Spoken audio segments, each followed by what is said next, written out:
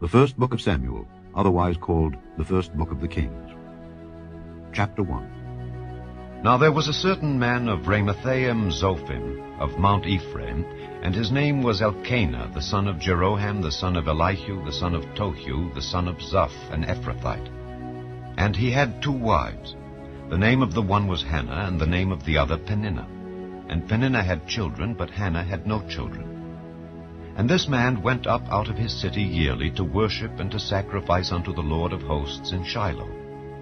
And the 2 sons of Eli, Hophni and Phinehas, the priests of the Lord, were there.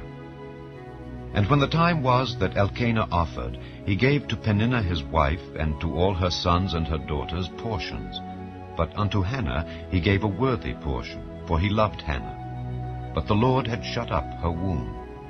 And her adversary also provoked her sore, for to make her fret, because the Lord had shut up her womb. And as he did so year by year, when she went up to the house of the Lord, so she provoked her. Therefore she wept and did not eat. Then said Elkanah her husband to her, Hannah, why weepest thou, and why eatest thou not, and why is thy heart grieved? Am not I better to thee than 10 sons? So Hannah rose up after they had eaten in Shiloh, and after they had drunk. Now Eli the priest sat upon a seat by a post of the temple of the Lord. And she was in bitterness of soul, and prayed unto the Lord, and wept sore. And she vowed a vow, and said, O Lord of hosts, if thou wilt indeed look on the affliction of thine handmaid, and remember me, and not forget thine handmaid, but wilt give unto thine handmaid a man-child, then I will give him unto the Lord all the days of his life, and there shall no razor come upon his head. And it came to pass, as she continued praying before the Lord, that Eli marked her mouth. Now Hannah she spake in her heart, only her lips moved, but her voice was not heard. Therefore Eli thought she had been drunken. And Eli said unto her, How long wilt thou be drunken? Put away thy wine from thee. And Hannah answered and said, No, my lord, I am a woman of a sorrowful spirit. I have drunk neither wine nor strong drink, but have poured out my soul before the Lord. Count not thine handmaid for a daughter of Belial, for out of the abundance of my complaint and grief have I spoken hitherto. Then Eli answered and said, Go in peace, and the God of Israel grant thee thy petition that thou hast asked of him. And she said, Let thine handmaid find grace in thy sight. So the woman went her way and did eat, and her countenance was no more sad. And they rose up in the morning early, and worshipped before the Lord, and returned, and came to their house to Ramah. And Elkanah knew Hannah his wife, and the Lord remembered her. Wherefore it came to pass, when the time was come about after Hannah had conceived, that she bare a son, and called his name Samuel, saying, Because I have asked him of the Lord. And the man Elkanah and all his house went up to offer unto the Lord the yearly sacrifice and his vow. But Hannah went not up, for she said unto her husband, I will not go up until the child be weaned, and then I will bring him, that he may appear before the Lord, and there abide forever. And Elkanah her husband said unto her, Do what seemeth thee good. Tarry until thou have weaned him, only the Lord establish his word. So the woman abode, and gave her son suck until she weaned him. And when she had weaned him, she took him up with her with 3 bullocks, and 1 ephah of flour, and a bottle of wine, and brought him unto the house of the Lord in Shiloh. And the child was young. And they slew a bullock, and brought the child to Eli. And she said, O my Lord, as thy soul liveth, my Lord, I am the woman that stood by thee here, praying unto the Lord. For this child I prayed, and the Lord hath given me my petition which I asked of him. Therefore also I have lent him to the Lord. As long as he liveth he shall be lent to the Lord. And he worshipped the Lord there. Chapter 2. And Hannah prayed and said, My heart rejoiceth in the Lord, mine horn is exalted in the Lord. My mouth is enlarged over mine enemies, because I rejoice in thy salvation. There is none holy as the Lord, for there is none beside thee. Neither is there any rock like our God. Talk no more so exceeding proudly, Let not arrogancy come out of your mouth, for the Lord is a God of knowledge, and by him actions are weighed. The bows of the mighty men are broken, and they that stumbled are girded with strength. They that were full have hired out themselves for bread, and they that were hungry ceased. So that the barren hath borne 7, and she that hath many children is waxed feeble. The Lord killeth and maketh alive. He bringeth down to the grave, and bringeth up. The Lord maketh poor, and maketh rich. He bringeth low, and lifteth up. He raiseth up the poor out of the dust, and lifteth up the beggar from the dunghill, to set them among princes, and to make them inherit the throne of glory. For the pillars of the earth are the Lord's, and he hath set the world upon them. He will keep the feet of his saints, and the wicked shall be silent in darkness. For by strength shall no man prevail. The adversaries of the Lord shall be broken to pieces. Out of heaven shall he thunder upon them. The Lord shall judge the ends of the earth, and he shall give strength unto his king, and exalt the horn of his anointed. And Elkanah went to Ramah to his house, and the child did minister unto the Lord before Eli the priest. Now the sons of Eli were sons of Belial. They knew not the Lord. And the priest's custom with the people was that when any man offered sacrifice, the priest's servant came while the flesh was in seething, with a flesh hook of 3 teeth in his hand, and he struck it into the pan or kettle or cauldron or pot. All that the flesh hook brought up the priest took for himself. So they did in Shiloh unto all the Israelites that came thither. Also, before they burnt the fat, the priest's servant came and said to the man that sacrificed, Give flesh to roast for the priest, for he will not have sodden flesh of thee, but raw. And if any man said unto him, Let them not fail to burn the fat presently, and then take as much as thy soul desireth, then he would answer him, Nay, but thou shalt give it me now, and if not, I will take it by force. Wherefore the sin of the young men was very great before the Lord, for men abhorred the offering of the Lord. But Samuel ministered before the Lord, being a child, girded with a linen ephod. Moreover his mother made him a little coat, and brought it to him from year to year, when she came up with her husband to offer the yearly sacrifice. And Eli blessed Elkanah and his wife, and said, The Lord give thee seed of this woman for the loan which is lent to the Lord. And they went unto their own home. And the Lord visited Hannah, so that she conceived, and bare 3 sons and 2 daughters. And the child Samuel grew before the Lord. Now Eli was very old, and heard all that his sons did unto all Israel, and how they lay with the women that assembled at the door of the tabernacle of the congregation. And he said unto them, Why do ye such things? For I hear of your evil dealings by all this people. Nay, my sons, for it is no good report that I hear. Ye make the Lord's people to transgress. If one man sin against another, the judge shall judge him. But if a man sin against the Lord, who shall entreat for him? Notwithstanding they hearkened not unto the voice of their father, because the Lord would slay them. And the child Samuel grew on, and was in favor both with the Lord and also with men. And there came a man of God unto Eli, and said unto him, Thus saith the Lord, Did I plainly appear unto the house of thy father, when they were in Egypt in Pharaoh's house? And did I choose him out of all the tribes of Israel to be my priest, to offer upon mine altar, to burn incense, to wear an ephod before me? And did I give unto the house of thy father all the offerings made by fire of the children of Israel? Wherefore kick ye at my sacrifice, and at mine offering, which I have commanded in my habitation, and honourest thy sons above me, to make yourselves fat with the chiefest of all the offerings of Israel my people? Wherefore the Lord God of Israel saith, I said indeed that thy house and the house of thy father should walk before me forever. But now the Lord saith, Be it far from me, for them that honour me I will honour, and they that despise me shall be lightly esteemed. Behold, the days come that I will cut off thine arm and the arm of thy father's house that there shall not be an old man in thine house. And thou shalt see an enemy in my habitation, in all the wealth which God shall give Israel. And there shall not be an old man in thine house forever. And the man of thine whom I shall not cut off from mine altar shall be to consume thine eyes, and to grieve thine heart. And all the increase of thine house shall die in the flower of their age. And this shall be a sign unto thee, that shall come upon thy 2 sons, on Hophni and Phinehas. In one day they shall die, both of them. And I will raise me up a faithful priest, that shall do according to that which is in mine heart and in my mind. And I will build him a sure house, and he shall walk before mine anointed forever.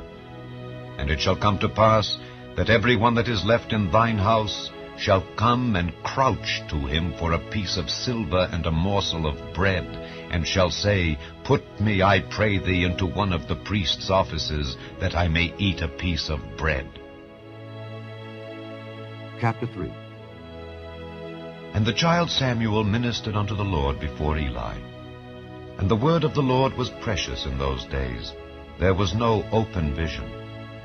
And it came to pass at that time, when Eli was laid down in his place, and his eyes began to wax dim, that he could not see, and ere the lamp of God went out in the temple of the Lord, where the ark of God was, and Samuel was laid down to sleep, that the Lord called Samuel. And he answered, Here am I. And he ran unto Eli, and said, Here am I, for thou calledst me. And he said, I called not. Lie down again. And he went and lay down. And the Lord called yet again, Samuel. And Samuel arose and went to Eli, and said, Here am I, for thou didst call me. And he answered, I called not, my son. Lie down again. Now Samuel did not yet know the Lord, neither was the word of the Lord yet revealed unto him. And the Lord called Samuel again the 3rd time. And he arose and went to Eli, and said, Here am I, for thou didst call me. And Eli perceived that the Lord had called the child. Therefore Eli said unto Samuel, Go, lie down. And it shall be, if he call thee, that thou shalt say, Speak, Lord, for thy servant heareth. So Samuel went and lay down in his place.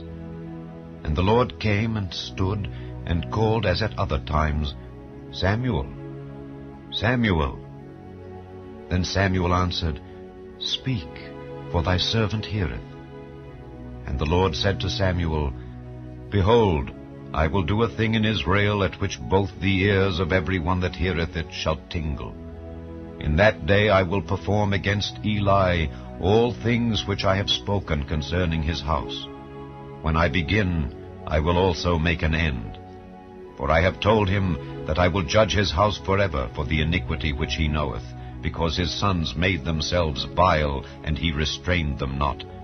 And therefore I have sworn unto the house of Eli, that the iniquity of Eli's house shall not be purged with sacrifice nor offering forever.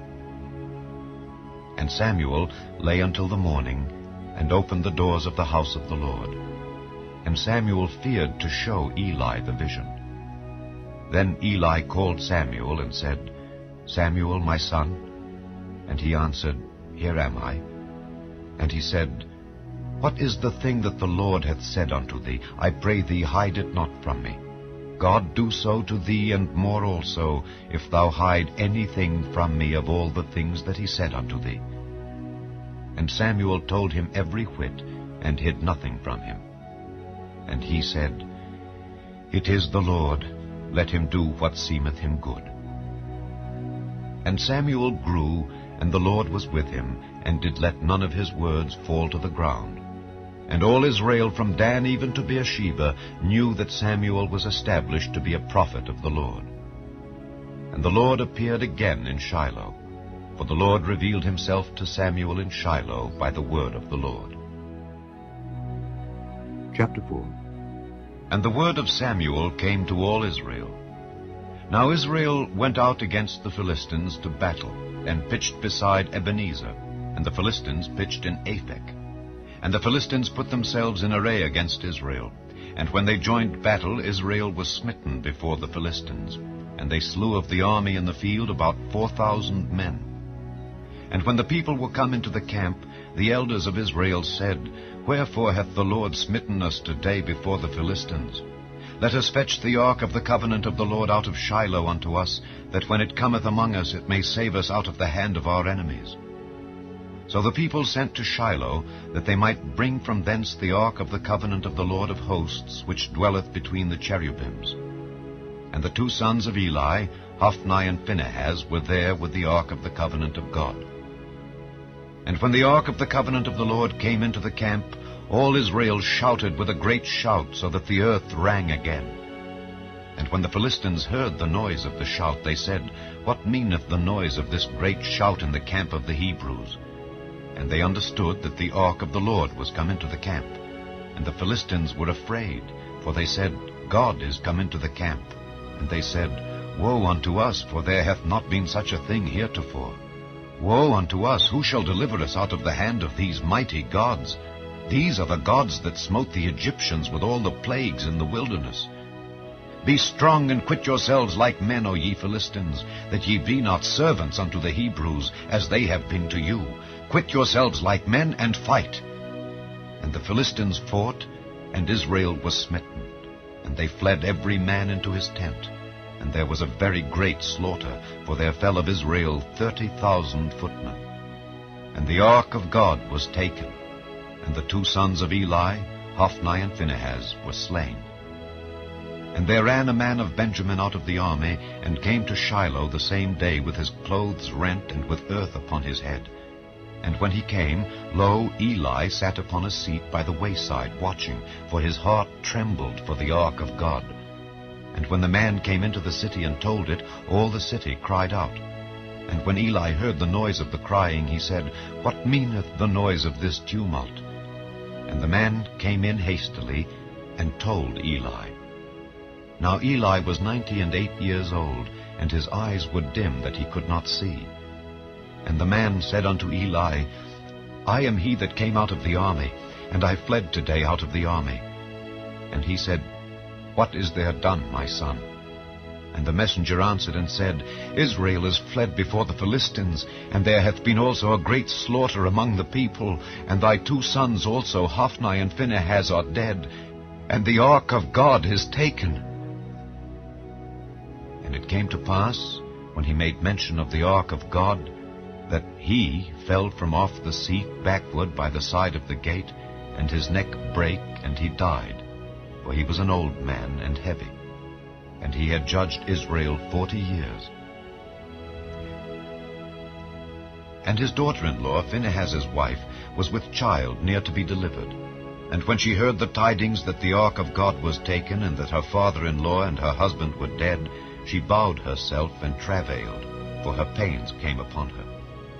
And about the time of her death, the women that stood by her said unto her, Fear not, for thou hast borne a son. But she answered not, neither did she regard it. And she named the child Ichabod, saying, The glory is departed from Israel. Because the ark of God was taken, and because of her father-in-law and her husband. And she said, The glory is departed from Israel, for the ark of God is taken. Chapter 5. And the Philistines took the ark of God, and brought it from Ebenezer unto Ashdod. When the Philistines took the ark of God, they brought it into the house of Dagon, and set it by Dagon. And when they of Ashdod arose early on the morrow, behold, Dagon was fallen upon his face to the earth before the ark of the Lord. And they took Dagon, and set him in his place again. And when they arose early on the morrow morning, behold, Dagon was fallen upon his face to the ground before the ark of the Lord. And the head of Dagon and both the palms of his hands were cut off upon the threshold. Only the stump of Dagon was left to him. Therefore neither the priests of Dagon nor any that come into Dagon's house tread on the threshold of Dagon in Ashdod unto this day. But the hand of the Lord was heavy upon them of Ashdod, and he destroyed them, and smote them with emerods, even Ashdod and the coasts thereof. And when the men of Ashdod saw that it was so, they said, The ark of the God of Israel shall not abide with us, for his hand is sore upon us and upon Dagon our God. They sent therefore and gathered all the lords of the Philistines unto them, and said, What shall we do with the ark of the God of Israel? And they answered, Let the ark of the God of Israel be carried about unto Gath. And they carried the ark of the God of Israel about thither. And it was so that, after they had carried it about, the hand of the Lord was against the city with a very great destruction. And he smote the men of the city, both small and great, and they had emerods in their secret parts. Therefore they sent the ark of God to Ekron. And it came to pass, as the ark of God came to Ekron, that the Ekronites cried out, saying, They have brought about the ark of the God of Israel to us, to slay us and our people. So they sent and gathered together all the lords of the Philistines, and said, Send away the ark of the God of Israel, and let it go again to his own place, that it slay us not and our people. For there was a deadly destruction throughout all the city. The hand of God was very heavy there. And the men that died not were smitten with the emerods, and the cry of the city went up to heaven. Chapter 6. And the ark of the Lord was in the country of the Philistines 7 months.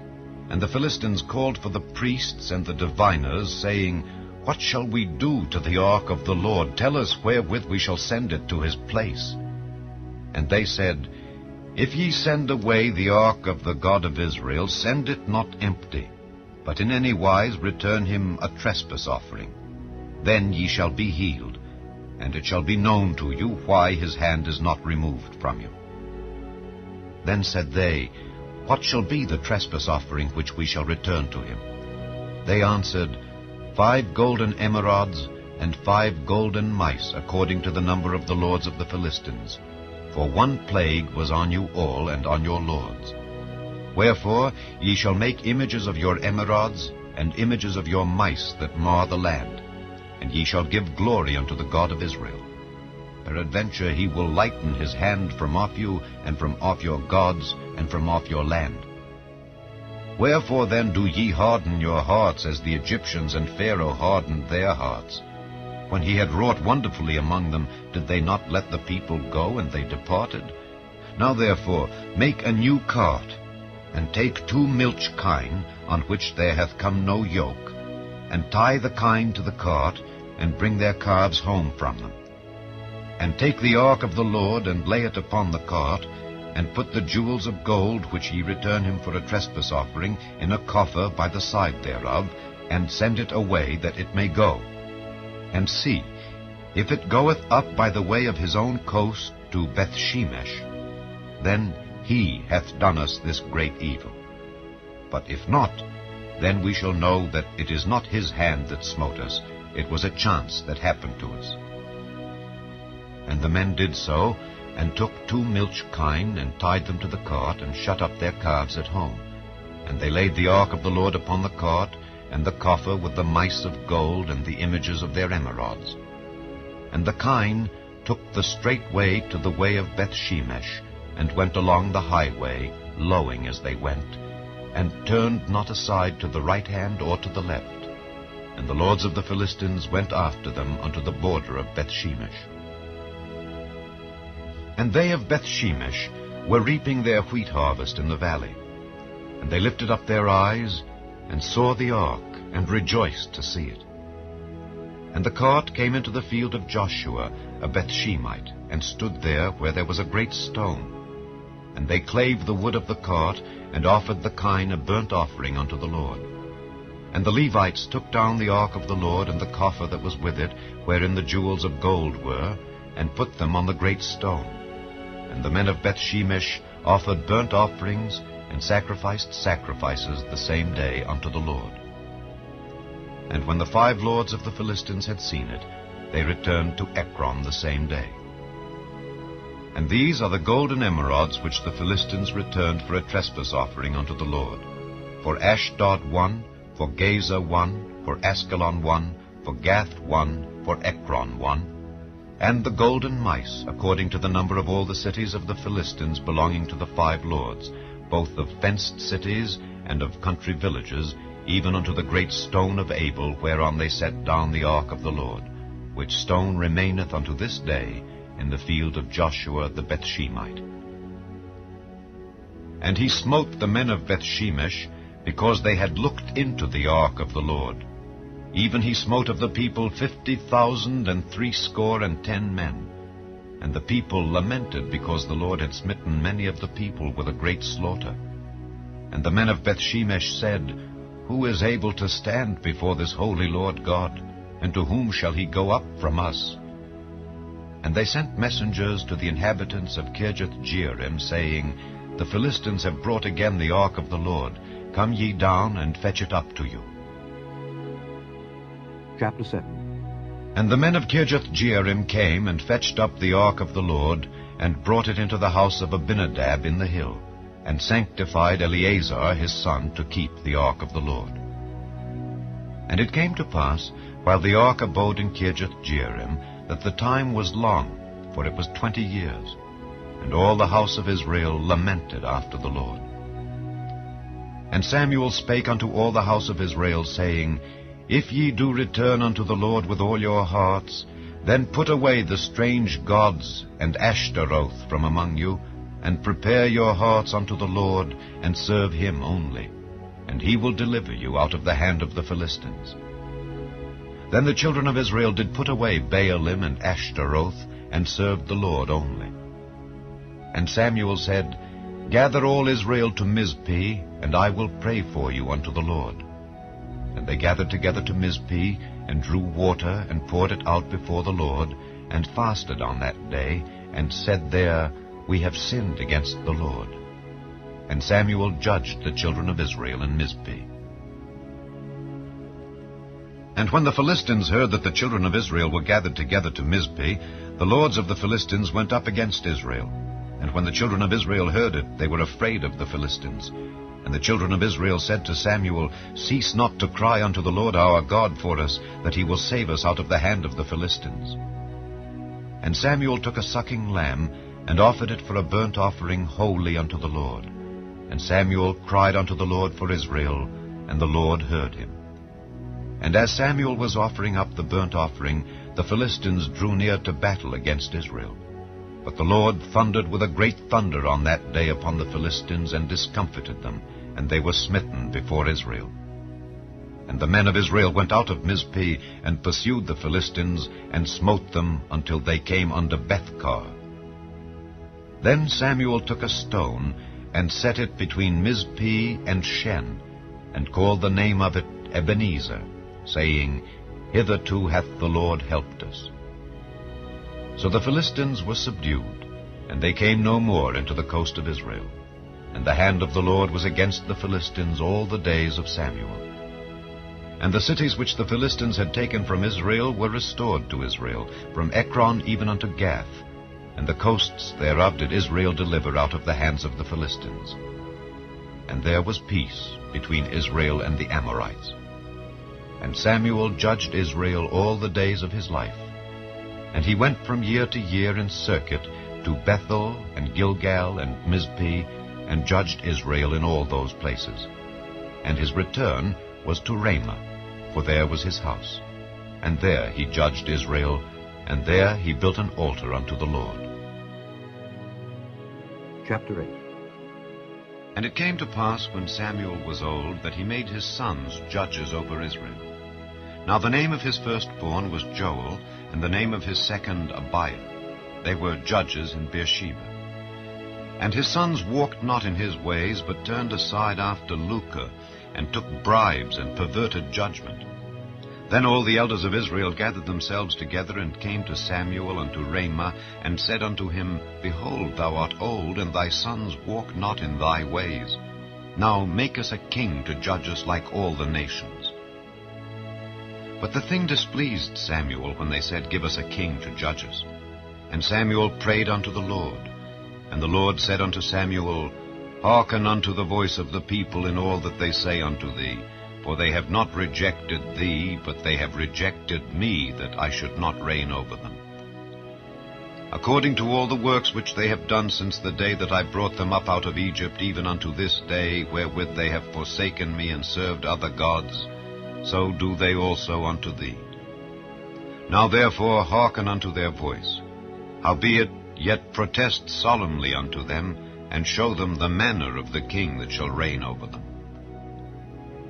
And Samuel told all the words of the Lord unto the people that asked of him a king. And he said, This will be the manner of the king that shall reign over you. He will take your sons, and appoint them for himself, for his chariots, and to be his horsemen, and some shall run before his chariots. And he will appoint him captains over thousands, and captains over 50s, and will set them to ear his ground, and to reap his harvest, and to make his instruments of war, and instruments of his chariots. And he will take your daughters to be confectionaries, and to be cooks, and to be bakers. And he will take your fields, and your vineyards, and your olive yards, even the best of them, and give them to his servants. And he will take the 10th of your seed and of your vineyards, and give to his officers and to his servants. And he will take your menservants, and your maidservants, and your goodliest young men, and your asses, and put them to his work. He will take the 10th of your sheep, and ye shall be his servants. And ye shall cry out in that day, because of your king which ye shall have chosen you. And the Lord will not hear you in that day. Nevertheless the people refused to obey the voice of Samuel, and they said, Nay, but we will have a king over us, that we also may be like all the nations, and that our king may judge us, and go out before us, and fight our battles. And Samuel heard all the words of the people, and he rehearsed them in the ears of the Lord. And the Lord said to Samuel, Hearken unto their voice, and make them a king. And Samuel said unto the men of Israel, Go ye every man unto his city. Chapter 9. Now there was a man of Benjamin, whose name was Kish, the son of Abiel, the son of Zeror, the son of Bechorath, the son of Aphiah, a Benjamite, a mighty man of power. And he had a son, whose name was Saul, a choice young man, and a goodly. And there was not among the children of Israel a goodlier person than he. From his shoulders and upward he was higher than any of the people. And the asses of Kish, Saul's father, were lost. And Kish said to Saul his son, Take now one of the servants with thee, and arise, go seek the asses. And he passed through Mount Ephraim, and passed through the land of Shalisha, but they found them not. Then they passed through the land of Shalem, and there they were not. And he passed through the land of the Benjamites, but they found them not. And when they were come to the land of Zuph, Saul said to his servant that was with him, Come and let us return, lest my father leave caring for the asses, and take thought for us. And he said unto him, Behold now, there is in this city a man of God, and he is an honorable man. All that he saith cometh surely to pass. Now let us go thither. Peradventure he can show us our way that we should go. Then said Saul to his servant, But behold, if we go, what shall we bring the man? For the bread is spent in our vessels, and there is not a present to bring to the man of God. What have we? And the servant answered Saul again, and said, Behold, I have here at hand the 4th part of a shekel of silver. That will I give to the man of God to tell us our way. Beforetime in Israel, when a man went to inquire of God, thus he spake, Come and let us go to the seer. For he that is now called a prophet was beforetime called a seer. Then said Saul to his servant, Well said, come, let us go. So they went unto the city where the man of God was. And as they went up the hill to the city, they found young maidens going out to draw water, and said unto them, Is the seer here? And they answered them and said, He is. Behold, he is before you. Make haste now, for he came today to the city, for there is a sacrifice of the people today in the high place. As soon as ye be come into the city, ye shall straightway find him before he go up to the high place to eat. For the people will not eat until he come, because he doth bless the sacrifice, and afterwards they eat that be bidden. Now therefore get you up, for about this time ye shall find him. And they went up into the city. And when they were come into the city, behold, Samuel came out against them for to go up to the high place. Now the Lord had told Samuel in his ear a day before Saul came, saying, Tomorrow about this time I will send thee a man out of the land of Benjamin, and thou shalt anoint him to be captain over my people Israel, that he may save my people out of the hand of the Philistines. For I have looked upon my people, because their cry is come unto me. And when Samuel saw Saul, the Lord said unto him, Behold the man whom I spake to thee of, this same shall reign over my people. Then Saul drew near to Samuel in the gate, and said, Tell me, I pray thee, where the seer's house is. And Samuel answered Saul, and said, I am the seer. Go up before me unto the high place, for ye shall eat with me today, and tomorrow I will let thee go, and will tell thee all that is in thine heart. And as for thine asses that were lost 3 days ago, set not thy mind on them, for they are found. And on whom is all the desire of Israel? Is it not on thee, and on all thy father's house? And Saul answered and said, Am not I a Benjamite, of the smallest of the tribes of Israel, and my family the least of all the families of the tribe of Benjamin? Wherefore then speakest thou so to me? And Samuel took Saul and his servant, and brought them into the parlor, and made them sit in the chiefest place among them that were bidden, which were about 30 persons. And Samuel said unto the cook, Bring the portion which I gave thee, of which I said unto thee, Set it by thee. And the cook took up the shoulder, and that which was upon it, and set it before Saul. And Samuel said, Behold that which is left, set it before thee, and eat. For unto this time hath it been kept for thee, since I said, I have invited the people. So Saul did eat with Samuel that day. And when they were come down from the high place into the city, Samuel communed with Saul upon the top of the house. And they arose early, and it came to pass about the spring of the day that Samuel called Saul to the top of the house, saying, Up, that I may send thee away. And Saul arose, and they went out both of them, he and Samuel, abroad. And as they were going down to the end of the city, Samuel said to Saul, Bid the servant pass on before us. And he passed on. But stand thou still a while, that I may show thee the word of God.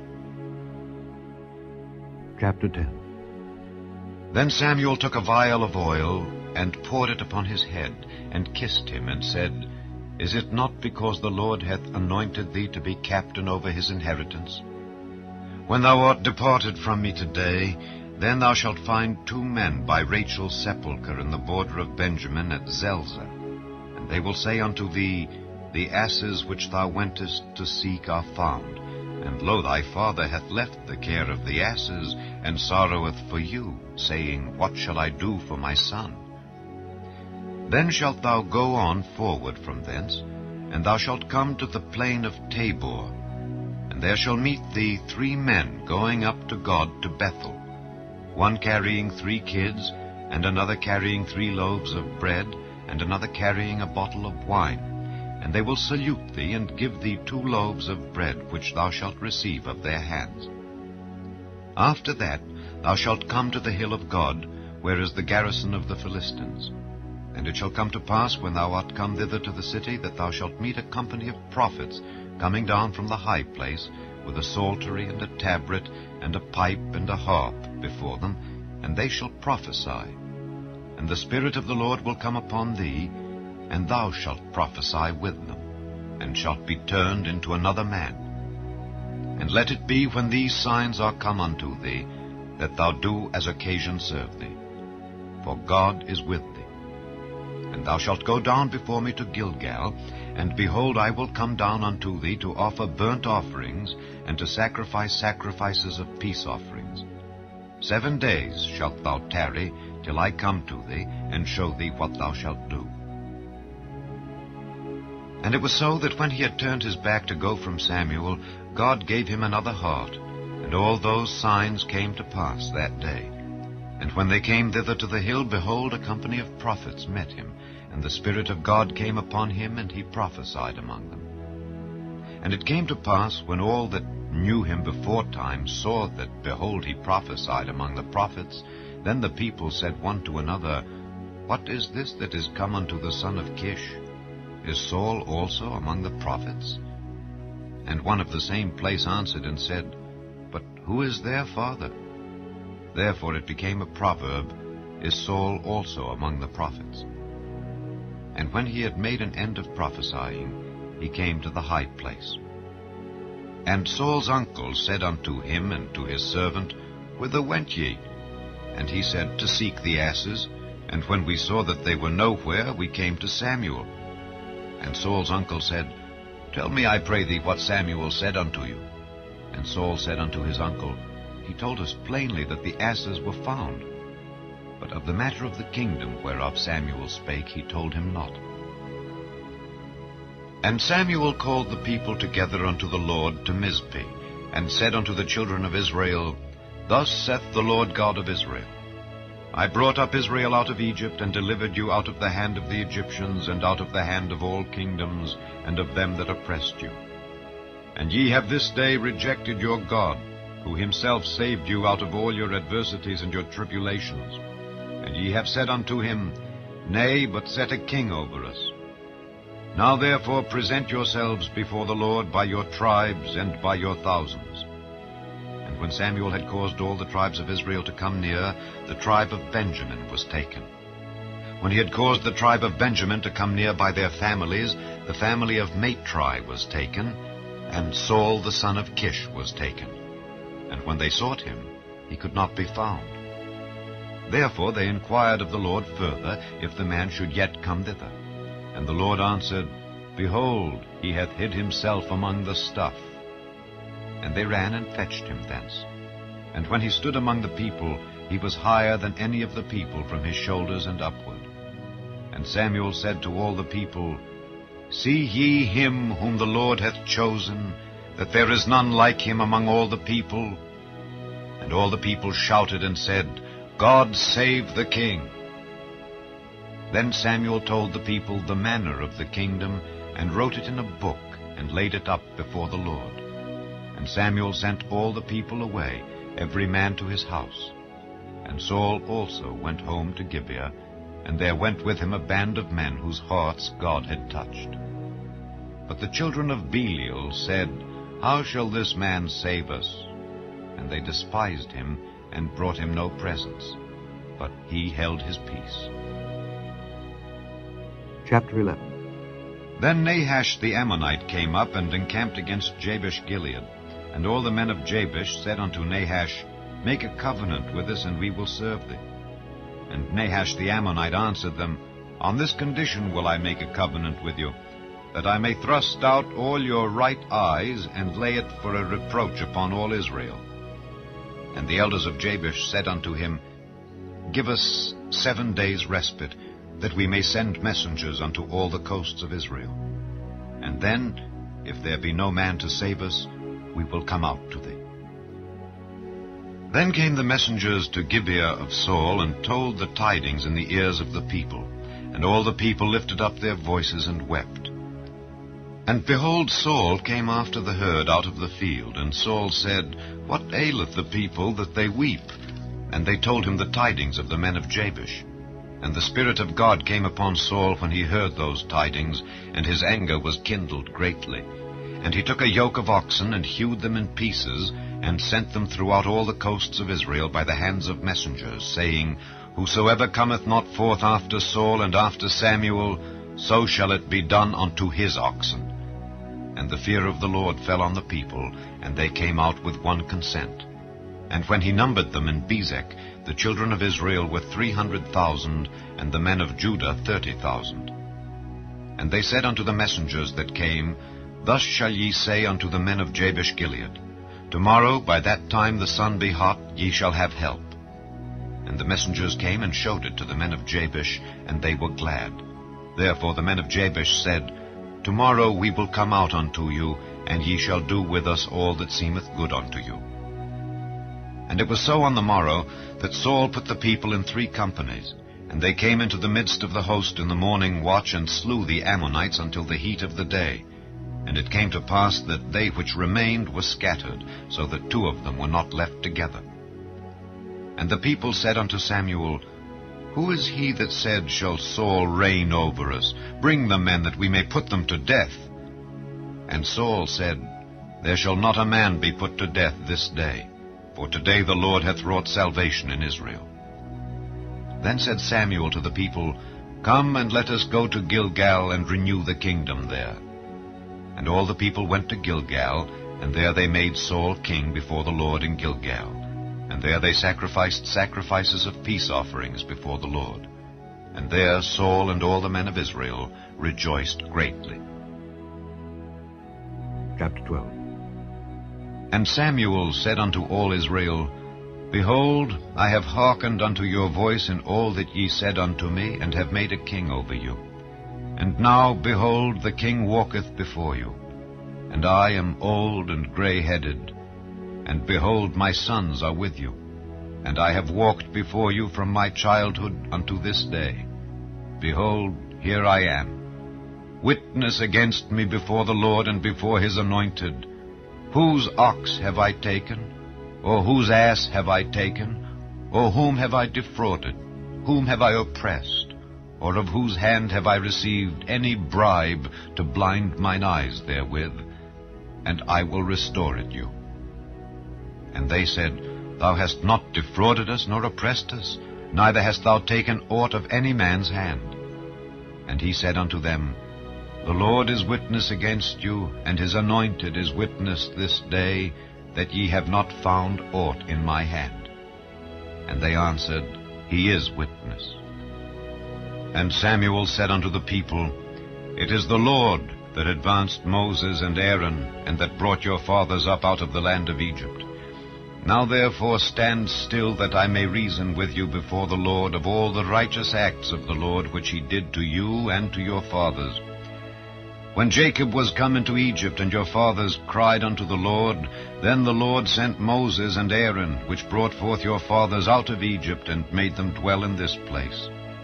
And when they forgat the Lord their God, he sold them into the hand of Sisera, captain of the host of Hazor, and into the hand of the Philistines, and into the hand of the king of Moab. And they fought against them. And they cried unto the Lord, and said, We have sinned, because we have forsaken the Lord, and have served Baalim and Ashtaroth.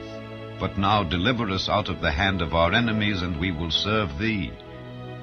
And the Lord sent Jerubbaal, and Bedan, and Jephthah, and Samuel, and delivered you out of the hand of your enemies on every side, and ye dwelled safe. And when ye saw that Nahash, the king of the children of Ammon, came against you, ye said unto me, Nay, but a king shall reign over us, when the Lord your God was your king. Now therefore, behold the king whom ye have chosen, and whom ye have desired. And behold, the Lord hath set a king over you. If ye will fear the Lord, and serve him, and obey his voice, and not rebel against the commandment of the Lord, then shall both ye and also the king that reigneth over you continue following the Lord your God. But if ye will not obey the voice of the Lord, but rebel against the commandment of the Lord, then shall the hand of the Lord be against you, as it was against your fathers. Now therefore, stand and see this great thing which the Lord will do before your eyes. Is it not wheat harvest today?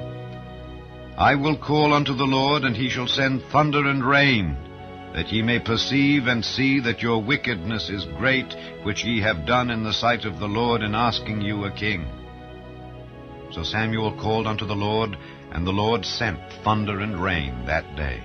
And all the people greatly feared the Lord and Samuel. And all the people said unto Samuel, Pray for thy servants unto the Lord thy God, that we die not, for we have added unto all our sins this evil, to ask us a king. And Samuel said unto the people, Fear not, ye have done all this wickedness. Yet turn not aside from following the Lord, but serve the Lord with all your heart, and turn ye not aside. For then should ye go after vain things which cannot profit nor deliver, for they are vain. For the Lord will not forsake his people for his great name's sake, because it hath pleased the Lord to make you his people. Moreover, as for me, God forbid that I should sin against the Lord in ceasing to pray for you. But I will teach you the good and the right way. Only fear the Lord, and serve him in truth with all your heart. For consider how great things he hath done for you. But if ye shall still do wickedly, ye shall be consumed, both ye and your king. Chapter 13. Saul reigned 1 year, and when he had reigned 2 years over Israel, Saul chose him 3,000 men of Israel, whereof 2,000 were with Saul in Michmash and in Mount Bethel, and 1,000 were with Jonathan in Gibeah of Benjamin. And the rest of the people he sent every man to his tent. And Jonathan smote the garrison of the Philistines that was in Geba, and the Philistines heard of it. And Saul blew the trumpet throughout all the land, saying, Let the Hebrews hear. And all Israel heard say that Saul had smitten a garrison of the Philistines, and that Israel also was had in abomination with the Philistines. And the people were called together after Saul to Gilgal. And the Philistines gathered themselves together to fight with Israel, 30,000 chariots and 6,000 horsemen, and people as the sand which is on the seashore in multitude. And they came up and pitched in Michmash, eastward from Bethaven. When the men of Israel saw that they were in a strait, for the people were distressed, then the people did hide themselves in caves, and in thickets, and in rocks, and in high places, and in pits. And some of the Hebrews went over Jordan to the land of Gad in Gilead. As for Saul, he was yet in Gilgal, and all the people followed him trembling. And he tarried 7 days, according to the set time that Samuel had appointed. But Samuel came not to Gilgal, and the people were scattered from him. And Saul said, Bring hither a burnt offering to me, and peace offerings. And he offered the burnt offering. And it came to pass, that as soon as he had made an end of offering the burnt offering, behold, Samuel came. And Saul went out to meet him, that he might salute him. And Samuel said, What hast thou done? And Saul said, Because I saw that the people were scattered from me, and that thou camest not within the days appointed, and that the Philistines gathered themselves together at Michmash, therefore said I, The Philistines will come down now upon me to Gilgal, and I have not made supplication unto the Lord. I forced myself, therefore, and offered a burnt offering. And Samuel said to Saul, Thou hast done foolishly. Thou hast not kept the commandment of the Lord thy God, which he commanded thee. For now would the Lord have established thy kingdom upon Israel forever. But now thy kingdom shall not continue. The Lord hath sought him a man after his own heart, and the Lord hath commanded him to be captain over his people, because thou hast not kept that which the Lord commanded thee. And Samuel arose and gat him up from Gilgal unto Gibeah of Benjamin. And Saul numbered the people that were present with him, about 600 men. And Saul and Jonathan his son, and the people that were present with them, abode in Gibeah of Benjamin. But the Philistines encamped in Michmash. And the spoilers came out of the camp of the Philistines in 3 companies. 1 company turned unto the way that leadeth to Ophrah, unto the land of Shual, and another company turned the way to Bethhoron, and another company turned to the way of the border that looketh to the valley of Zeboim toward the wilderness. Now there was no smith found throughout all the land of Israel, for the Philistines said, Lest the Hebrews make them swords or spears. But all the Israelites went down to the Philistines to sharpen every man his share, and his coulter, and his axe, and his mattock. Yet they had a file for the mattocks, and for the coulters, and for the forks, and for the axes, and to sharpen the goads. So it came to pass in the day of battle that there was neither sword nor spear found in the hand of any of the people that were with Saul and Jonathan, but with Saul and with Jonathan his son was there found. And the garrison of the Philistines went out to the passage of Michmash. Chapter 14. Now it came to pass upon a day that Jonathan the son of Saul said unto the young man that bare his armor, Come and let us go over to the Philistines' garrison that is on the other side. But he told not his father. And Saul tarried in the uttermost part of Gibeah under a pomegranate tree which is in Migron, and the people that were with him were about 600 men. And Ahiah the son of Ahitub, Ichabod's brother, the son of Phinehas, the son of Eli, the Lord's priest in Shiloh, wearing an ephod. And the people knew not that Jonathan was gone. And between the passages by which Jonathan sought to go over unto the Philistines' garrison, there was a sharp rock on the one side, and a sharp rock on the other side, and the name of the one was Boses, and the name of the other Seni. The forefront of the one was situate northward, over against Michmash, and the other southward, over against Gibeah. And Jonathan said to the young man that bare his armor, Come, and let us go over unto the garrison of these uncircumcised. It may be that the Lord will work for us. For there is no restraint to the Lord to save by many or by few. And his armor-bearer said unto him, Do all that is in thine heart. Turn thee. Behold, I am with thee according to thy heart. Then said Jonathan, Behold, we will pass over unto these men, and we will discover ourselves unto them. If they say thus unto us, Tarry until we come to you, then we will stand still in our place, and will not go up unto them. But if they say thus, Come up unto us, then we will go up, for the Lord hath delivered them into our hand, and this shall be a sign unto us. And both of them discovered themselves unto the garrison of the Philistines, and the Philistines said, Behold, the Hebrews come forth out of the holes where they had hid themselves. And the men of the garrison answered Jonathan and his armor-bearer, and said, Come up to us, and we will show you a thing. And Jonathan said unto his armor-bearer, Come up after me, for the Lord hath delivered them into the hand of Israel. And Jonathan climbed up upon his hands and upon his feet, and his armor-bearer after him. And they fell before Jonathan, and his armor-bearer slew after him. And that first slaughter which Jonathan and his armor-bearer made was about 20 men, within as it were an half acre of land, which a yoke of oxen might plough. And there was trembling in the host, in the field, and among all the people. The garrison and the spoilers, they also trembled, and the earth quaked. So it was a very great trembling. And the watchmen of Saul and Gibeah of Benjamin looked, and behold, the multitude melted away, and they went on beating down one another. Then said Saul unto the people that were with him, Number now, and see who is gone from us. And when they had numbered, behold, Jonathan and his armor-bearer were not there. And Saul said unto Ahiah, Bring hither the ark of God. For the ark of God was at that time with the children of Israel. And it came to pass, while Saul talked unto the priest, that the noise that was in the host of the Philistines went on and increased. And Saul said unto the priest, Withdraw thine hand. And Saul and all the people that were with him assembled themselves, and they came to the battle. And behold, every man's sword was against his fellow, and there was a very great discomfiture. Moreover, the Hebrews that were with the Philistines before that time, which went up with them into the camp from the country round about, even they also turned to be with the Israelites that were with Saul and Jonathan. Likewise all the men of Israel which had hid themselves in Mount Ephraim, when they heard that the Philistines fled, even they also followed hard after them in the battle. So the Lord saved Israel that day, and the battle passed over unto Beth-aven.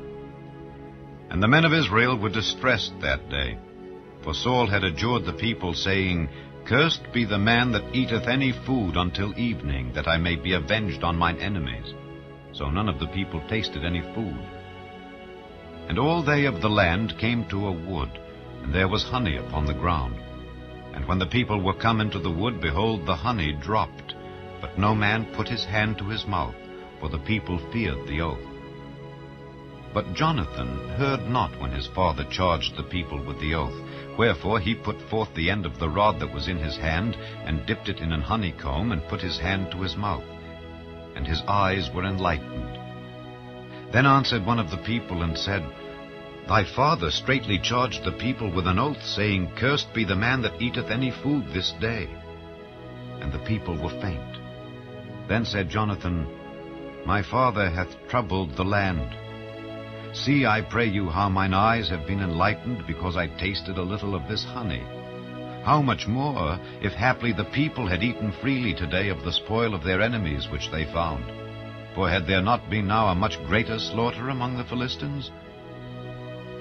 And they smote the Philistines that day from Michmash to Aijalon, and the people were very faint.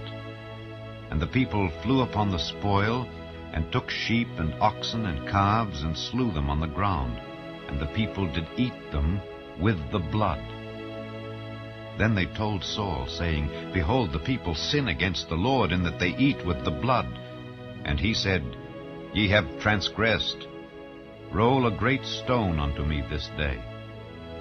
And Saul said, Disperse yourselves among the people, and say unto them, Bring me hither every man his ox, and every man his sheep, and slay them here, and eat.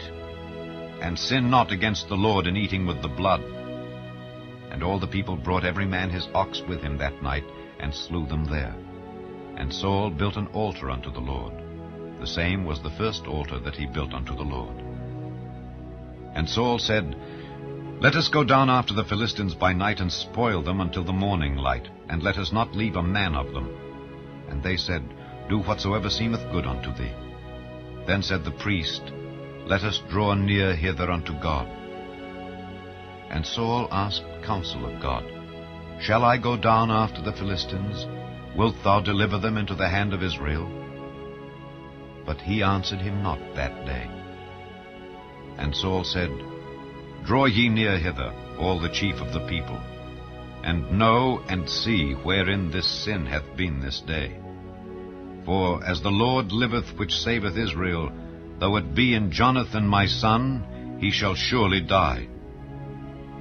But there was not a man among all the people that answered him. Then said he unto all Israel, Be ye on one side, and I and Jonathan my son will be on the other side. And the people said unto Saul, Do what seemeth good unto thee. Therefore Saul said unto the Lord God of Israel, Give a perfect lot. And Saul and Jonathan were taken, but the people escaped. And Saul said, Cast lots between me and Jonathan my son. And Jonathan was taken. Then Saul said to Jonathan, Tell me what thou hast done. And Jonathan told him, and said, I did but taste a little honey with the end of the rod that was in mine hand, and lo, I must die. And Saul answered, God do so, and more also, for thou shalt surely die, Jonathan. And the people said unto Saul, Shall Jonathan die, who hath wrought this great salvation in Israel? God forbid. As the Lord liveth, there shall not one hair of his head fall to the ground, for he hath wrought with God this day. So the people rescued Jonathan, that he died not. Then Saul went up from following the Philistines, and the Philistines went to their own place. So Saul took the kingdom over Israel, and fought against all his enemies on every side, against Moab, and against the children of Ammon, and against Edom, and against the kings of Zobah, and against the Philistines. And whithersoever he turned himself, he vexed them. And he gathered an host, and smote the Amalekites, and delivered Israel out of the hands of them that spoiled them. Now the sons of Saul were Jonathan, and Ishuai, and Melchishua. And the names of his two daughters were these, the name of the firstborn Merab, and the name of the younger Michal. And the name of Saul's wife was Ahinoam, the daughter of Ahimaaz. And the name of the captain of his host was Abner, the son of Ner, Saul's uncle. And Kish was the father of Saul, and Ner the father of Abner was the son of Abiel. And there was sore war against the Philistines all the days of Saul. And when Saul saw any strong man or any valiant man, he took him unto him. Chapter 15. Samuel also said unto Saul, The Lord sent me to anoint thee to be king over his people, over Israel. Now therefore hearken thou unto the voice of the words of the Lord. Thus saith the Lord of hosts, I remember that which Amalek did to Israel, how he laid wait for him in the way when he came up from Egypt. Now go and smite Amalek, and utterly destroy all that they have, and spare them not, but slay both man and woman, infant and suckling, ox and sheep, camel and ass.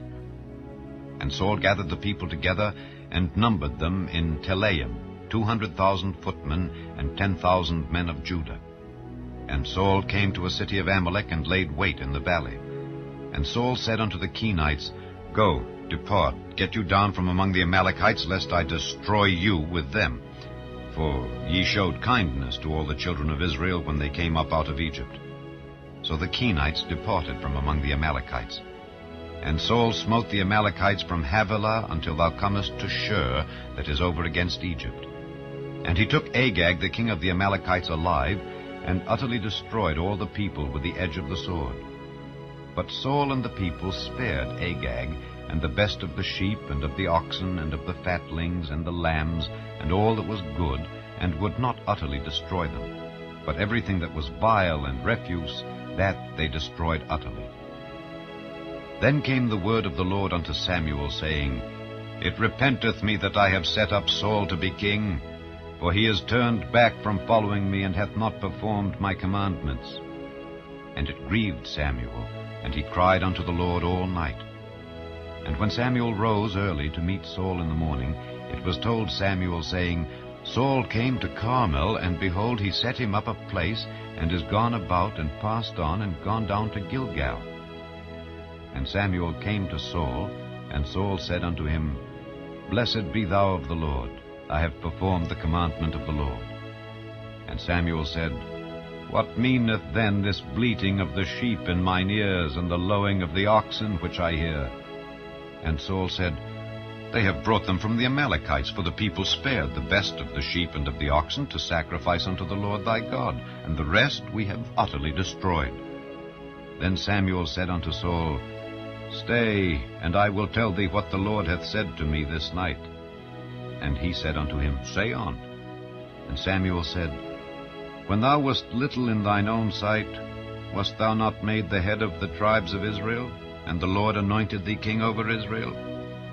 And the Lord sent thee on a journey, and said, Go and utterly destroy the sinners, the Amalekites, and fight against them until they be consumed. Wherefore then didst thou not obey the voice of the Lord, but didst fly upon the spoil, and didst evil in the sight of the Lord?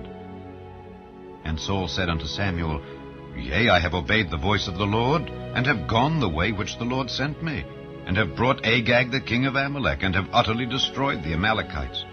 But the people took of the spoil sheep and oxen, the chief of the things which should have been utterly destroyed, to sacrifice unto the Lord thy God in Gilgal. And Samuel said, Hath the Lord as great delight in burnt offerings and sacrifices as in obeying the voice of the Lord? Behold, to obey is better than sacrifice, and to hearken than the fat of rams. For rebellion is as the sin of witchcraft, and stubbornness is as iniquity and idolatry. Because thou hast rejected the word of the Lord, he hath also rejected thee from being king. And Saul said unto Samuel, I have sinned, for I have transgressed the commandment of the Lord and thy words, because I feared the people and obeyed their voice. Now therefore, I pray thee, pardon my sin, and turn again with me, that I may worship the Lord.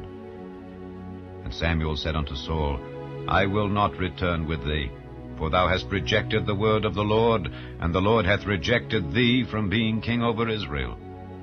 And as Samuel turned about to go away, he laid hold upon the skirt of his mantle, and it rent. And Samuel said unto him, The Lord hath rent the kingdom of Israel from thee this day, and hath given it to a neighbor of thine that is better than thou. And also the strength of Israel will not lie nor repent, for he is not a man that he should repent. Then he said, I have sinned, yet honor me now, I pray thee, before the elders of my people and before Israel, and turn again with me, that I may worship the Lord thy God. So Samuel turned again after Saul, and Saul worshipped the Lord. Then said Samuel, Bring ye hither to me Agag the king of the Amalekites. And Agag came unto him delicately. And Agag said, Surely the bitterness of death is past. And Samuel said, As thy sword hath made women childless, so shall thy mother be childless among women. And Samuel hewed Agag in pieces before the Lord in Gilgal. Then Samuel went to Ramah, and Saul went up to his house to Gibeah of Saul. And Samuel came no more to see Saul until the day of his death. Nevertheless Samuel mourned for Saul, and the Lord repented that he had made Saul king over Israel. Chapter 16. And the Lord said unto Samuel, How long wilt thou mourn for Saul, seeing I have rejected him from reigning over Israel? Fill thine horn with oil, and go. I will send thee to Jesse the Bethlehemite, for I have provided me a king among his sons. And Samuel said, How can I go? If Saul hear it, he will kill me. And the Lord said, Take an heifer with thee, and say, I am come to sacrifice to the Lord. And call Jesse to the sacrifice, and I will show thee what thou shalt do. And thou shalt anoint unto me him whom I name unto thee. And Samuel did that which the Lord spake, and came to Bethlehem. And the elders of the town trembled at his coming, and said, Comest thou peaceably? And he said, Peaceably. I am come to sacrifice unto the Lord. Sanctify yourselves, and come with me to the sacrifice. And he sanctified Jesse and his sons, and called them to the sacrifice. And it came to pass, when they were come, that he looked on Eliab, and said, Surely the Lord's anointed is before him. But the Lord said unto Samuel, Look not on his countenance, or on the height of his stature, because I have refused him. For the Lord seeth not as man seeth, for man looketh on the outward appearance, but the Lord looketh on the heart. Then Jesse called Abinadab, and made him pass before Samuel. And he said, Neither hath the Lord chosen this. Then Jesse made Shammah to pass by, and he said, Neither hath the Lord chosen this. Again Jesse made 7 of his sons to pass before Samuel. And Samuel said unto Jesse, The Lord hath not chosen these. And Samuel said unto Jesse, Are here all thy children? And he said, There remaineth yet the youngest, and behold, he keepeth the sheep. And Samuel said unto Jesse, Send and fetch him, for we will not sit down till he come hither. And he sent and brought him in. Now he was ruddy, and withal of a beautiful countenance, and goodly to look to. And the Lord said, Arise, anoint him, for this is he. Then Samuel took the horn of oil, and anointed him in the midst of his brethren. And the Spirit of the Lord came upon David from that day forward. So Samuel rose up and went to Ramah.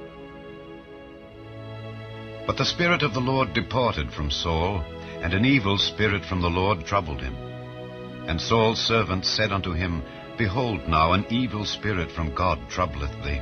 Let our Lord now command thy servants, which are before thee, to seek out a man who is a cunning player on an harp. And it shall come to pass, when the evil spirit from God is upon thee, that he shall play with his hand, and thou shalt be well. And Saul said unto his servants, Provide me now a man that can play well, and bring him to me.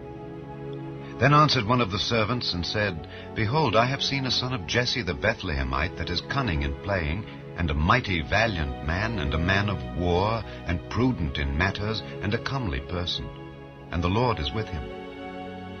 Wherefore Saul sent messengers unto Jesse, and said, Send me David thy son, which is with the sheep. And Jesse took an ass laden with bread, and a bottle of wine, and a kid, and sent them by David his son unto Saul. And David came to Saul, and stood before him. And he loved him greatly, and he became his armor-bearer.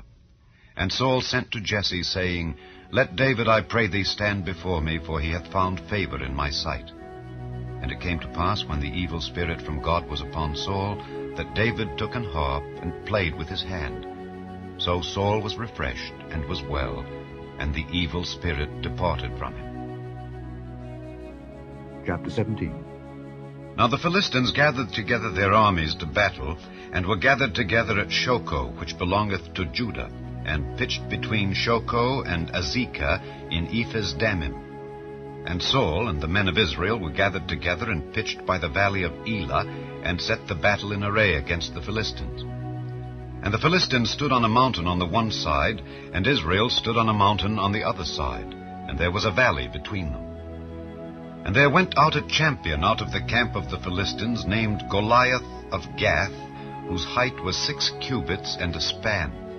And he had an helmet of brass upon his head, and he was armed with a coat of mail, and the weight of the coat was 5,000 shekels of brass. And he had greaves of brass upon his legs, and a target of brass between his shoulders. And the staff of his spear was like a weaver's beam, and his spear's head weighed 600 shekels of iron. And one bearing a shield went before him. And he stood and cried unto the armies of Israel, and said unto them, Why are ye come out to set your battle in array? Am not I a Philistine, and ye servants to Saul? Choose you a man for you, and let him come down to me. If he be able to fight with me and to kill me, then will we be your servants. But if I prevail against him and kill him, then shall ye be our servants and serve us. And the Philistine said, I defy the armies of Israel this day. Give me a man that we may fight together. When Saul and all Israel heard those words of the Philistine, they were dismayed and greatly afraid. Now David was the son of that Ephrathite of Bethlehem, Judah, whose name was Jesse. And he had 8 sons, and the man went among men for an old man in the days of Saul. And the 3 eldest sons of Jesse went and followed Saul to the battle. And the names of his 3 sons that went to the battle were Eliab the firstborn, and next unto him Abinadab, and the third Shammah. And David was the youngest. And the 3 eldest followed Saul. But David went and returned from Saul to feed his father's sheep at Bethlehem. And the Philistine drew near morning and evening, and presented himself 40 days. And Jesse said unto David his son, Take now for thy brethren an ephah of this parched corn, and these 10 loaves, and run to the camp to thy brethren, and carry these 10 cheeses unto the captain of their 1,000, and look how thy brethren fare, and take their pledge. Now Saul and they and all the men of Israel were in the valley of Elah, fighting with the Philistines. And David rose up early in the morning, and left the sheep with a keeper, and took and went as Jesse had commanded him. And he came to the trench as the host was going forth to the fight, and shouted for the battle. For Israel and the Philistines had put the battle in array, army against army. And David left his carriage in the hand of the keeper of the carriage, and ran into the army, and came and saluted his brethren. And as he talked with them, behold, there came up the champion, the Philistine of Gath, Goliath by name, out of the armies of the Philistines, and spake according to the same words. And David heard them. And all the men of Israel, when they saw the man, fled from him, and were sore afraid. And the men of Israel said, Have ye seen this man that is come up? Surely to defy Israel is he come up. And it shall be that the man who killeth him, the king will enrich him with great riches, and will give him his daughter, and make his father's house free in Israel. And David spake to the men that stood by him, saying, What shall be done to the man that killeth this Philistine, and taketh away the reproach from Israel? For who is this uncircumcised Philistine, that he should defy the armies of the living God? And the people answered him after this manner, saying, So shall it be done to the man that killeth him. And Eliab his eldest brother heard when he spake unto the men. And Eliab's anger was kindled against David, and he said, Why camest thou down hither? And with whom hast thou left those few sheep in the wilderness? I know thy pride and the naughtiness of thine heart, for thou art come down that thou mightest see the battle. And David said, What have I now done? Is there not a cause? And he turned from him toward another, and spake after the same manner. And the people answered him again after the former manner. And when the words were heard which David spake, they rehearsed them before Saul, and he sent for him. And David said to Saul, Let no man's heart fail because of him. Thy servant will go and fight with this Philistine. And Saul said to David, Thou art not able to go against this Philistine to fight with him, for thou art but a youth, and he a man of war from his youth. And David said unto Saul, Thy servant kept his father's sheep, and there came a lion and a bear, and took a lamb out of the flock. And I went out after him, and smote him, and delivered it out of his mouth. And when he arose against me, I caught him by his beard, and smote him, and slew him. Thy servant slew both the lion and the bear. And this uncircumcised Philistine shall be as one of them, seeing he hath defied the armies of the living God. David said moreover, The Lord that delivered me out of the paw of the lion, and out of the paw of the bear, he will deliver me out of the hand of this Philistine. And Saul said unto David, Go, and the Lord be with thee. And Saul armed David with his armor, and he put an helmet of brass upon his head. Also he armed him with a coat of mail. And David girded his sword upon his armor, and he essayed to go, for he had not proved it. And David said unto Saul, I cannot go with these, for I have not proved them. And David put them off him. And he took his staff in his hand, and chose him 5 smooth stones out of the brook, and put them in a shepherd's bag which he had, even in a scrip, and his sling was in his hand. And he drew near to the Philistine. And the Philistine came on, and drew near unto David, and the man that bare the shield went before him. And when the Philistine looked about and saw David, he disdained him, for he was but a youth, and ruddy, and of a fair countenance. And the Philistine said unto David, Am I a dog, that thou comest to me with staves? And the Philistine cursed David by his gods. And the Philistine said to David, Come to me, and I will give thy flesh unto the fowls of the air, and to the beasts of the field. Then said David to the Philistine, Thou comest to me with a sword, and with a spear, and with a shield. But I come to thee in the name of the Lord of hosts, the God of the armies of Israel, whom thou hast defied. This day will the Lord deliver thee into mine hand, and I will smite thee, and take thine head from thee. And I will give the carcasses of the host of the Philistines this day unto the fowls of the air, and to the wild beasts of the earth, that all the earth may know that there is a God in Israel. And all this assembly shall know that the Lord saveth not with sword and spear, for the battle is the Lord's, and he will give you into our hands. And it came to pass, when the Philistine arose and came and drew nigh to meet David, that David hasted and ran toward the army to meet the Philistine. And David put his hand in his bag, and took thence a stone, and slang it, and smote the Philistine in his forehead, that the stone sunk into his forehead, and he fell upon his face to the earth. So David prevailed over the Philistine with a sling and with a stone, and smote the Philistine and slew him. But there was no sword in the hand of David. Therefore David ran and stood upon the Philistine, and took his sword, and drew it out of the sheath thereof, and slew him, and cut off his head therewith. And when the Philistines saw their champion was dead, they fled. And the men of Israel and of Judah arose, and shouted, and pursued the Philistines, until thou come to the valley, and to the gates of Ekron. And the wounded of the Philistines fell down by the way to Shaaraim, even unto Gath, and unto Ekron. And the children of Israel returned from chasing after the Philistines, and they spoiled their tents. And David took the head of the Philistine, and brought it to Jerusalem. But he put his armor in his tent. And when Saul saw David go forth against the Philistine, he said unto Abner, the captain of the host, Abner, whose son is this youth? And Abner said, As thy soul liveth, O king, I cannot tell. And the king said, Inquire thou whose son the stripling is. And as David returned from the slaughter of the Philistine, Abner took him, and brought him before Saul with the head of the Philistine in his hand.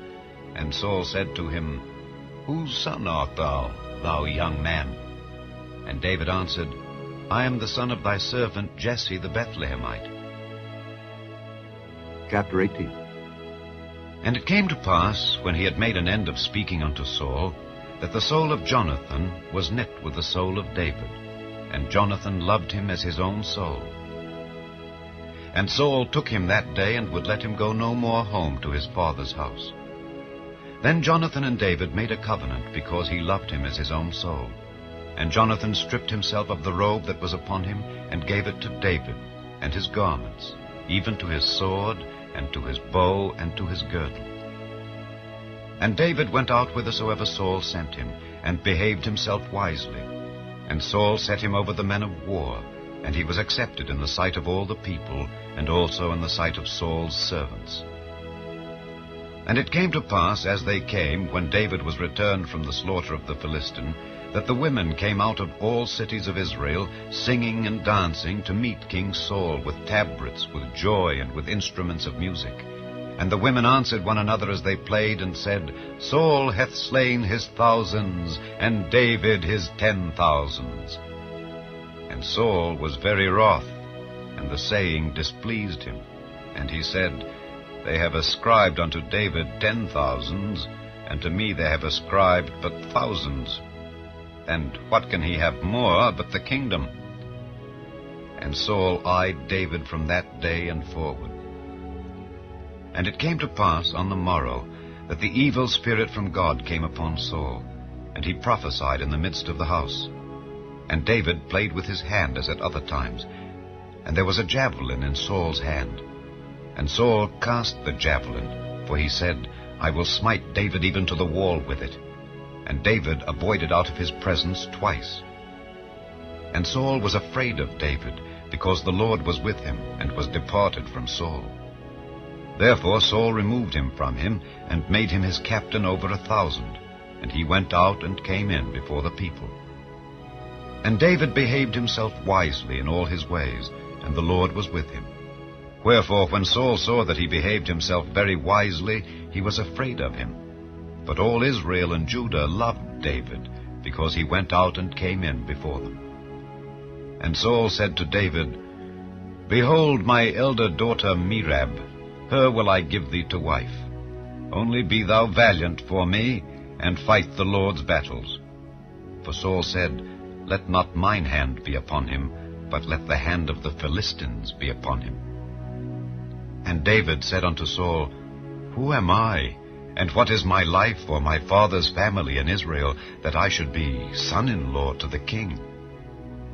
But it came to pass at the time when Merab Saul's daughter should have been given to David, that she was given unto Adriel the Maholathite to wife. And Michal, Saul's daughter, loved David, and they told Saul, and the thing pleased him. And Saul said, I will give him her, that she may be a snare to him, and that the hand of the Philistines may be against him. Wherefore Saul said to David, Thou shalt this day be my son-in-law in the one of the twain. And Saul commanded his servants, saying, Commune with David secretly, and say, Behold, the king hath delight in thee, and all his servants love thee. Now therefore be the king's son-in-law. And Saul's servants spake those words in the ears of David. And David said, Seemeth it to you a light thing to be a king's son-in-law, seeing that I am a poor man and lightly esteemed? And the servants of Saul told him, saying, On this manner spake David. And Saul said, Thus shall ye say to David, The king desireth not any dowry, but 100 foreskins of the Philistines, to be avenged of the king's enemies.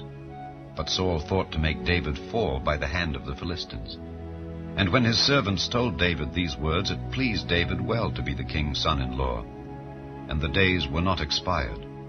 Wherefore David arose and went, he and his men, and slew of the Philistines 200 men.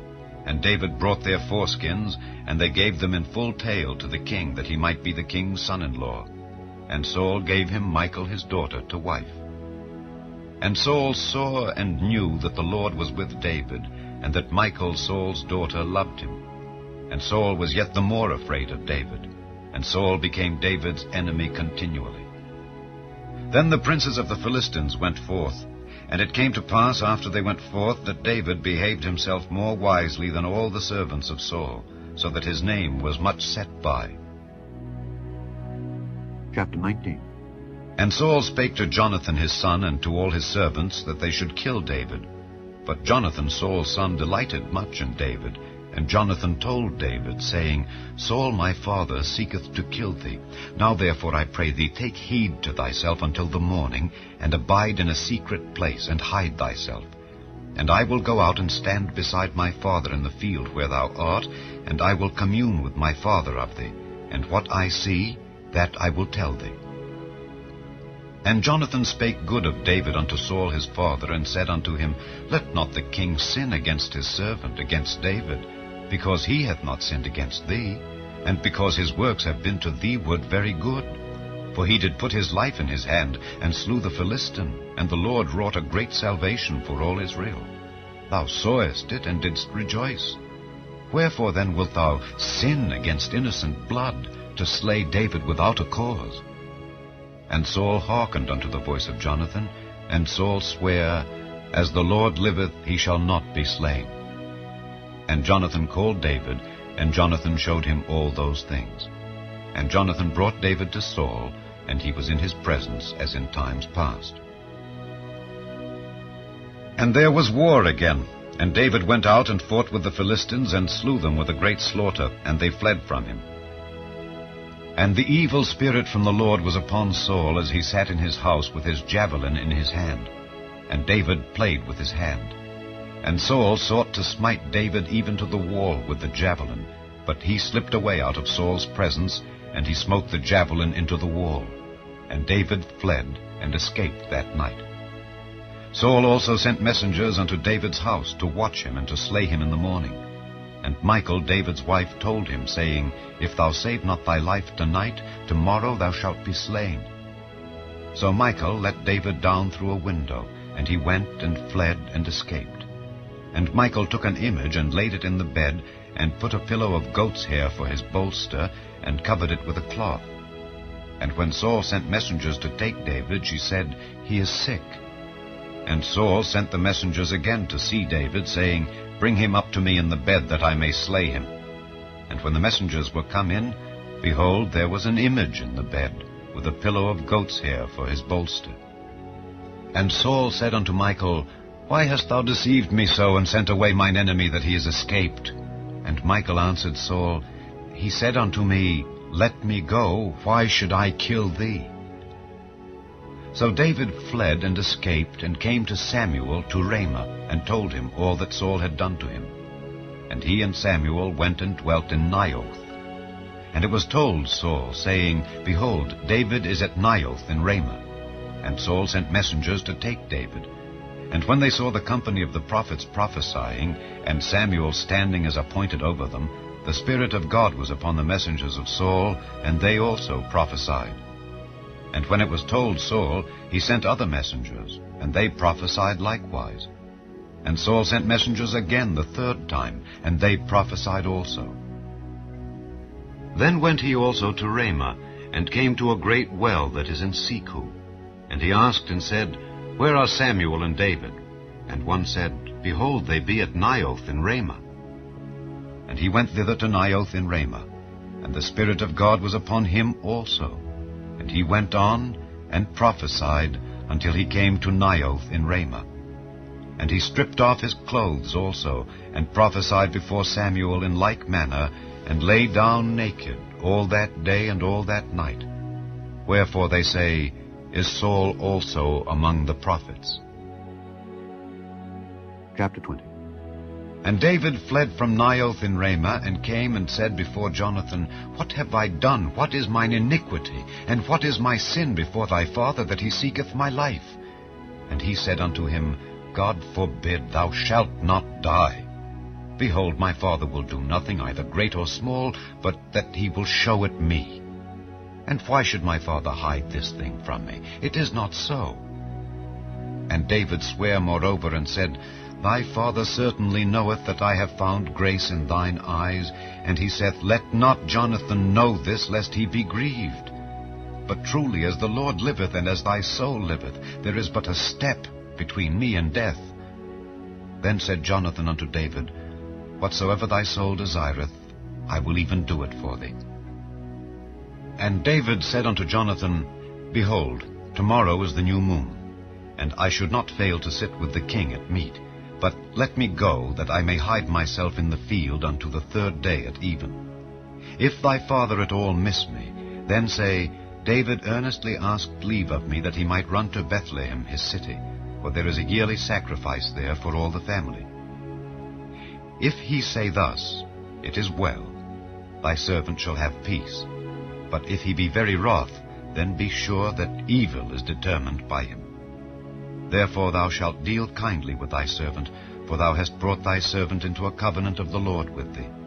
Notwithstanding, if there be in me iniquity, slay me thyself. For why shouldest thou bring me to thy father? And Jonathan said, Far be it from thee. For if I knew certainly that evil were determined by my father to come upon thee, then would not I tell it thee? Then said David to Jonathan, Who shall tell me? Or what if thy father answer thee roughly? And Jonathan said unto David, Come, and let us go out into the field. And they went out both of them into the field. And Jonathan said unto David, O Lord God of Israel, when I have sounded my father about tomorrow any time, or the third day, and behold, if there be good toward David, and I then send not unto thee, and show it thee, the Lord do so and much more to Jonathan. But if it please my father to do thee evil, then I will show it thee, and send thee away, that thou mayest go in peace. And the Lord be with thee, as he hath been with my father. And thou shalt not only, while yet I live, show me the kindness of the Lord, that I die not, but also thou shalt not cut off thy kindness from my house forever.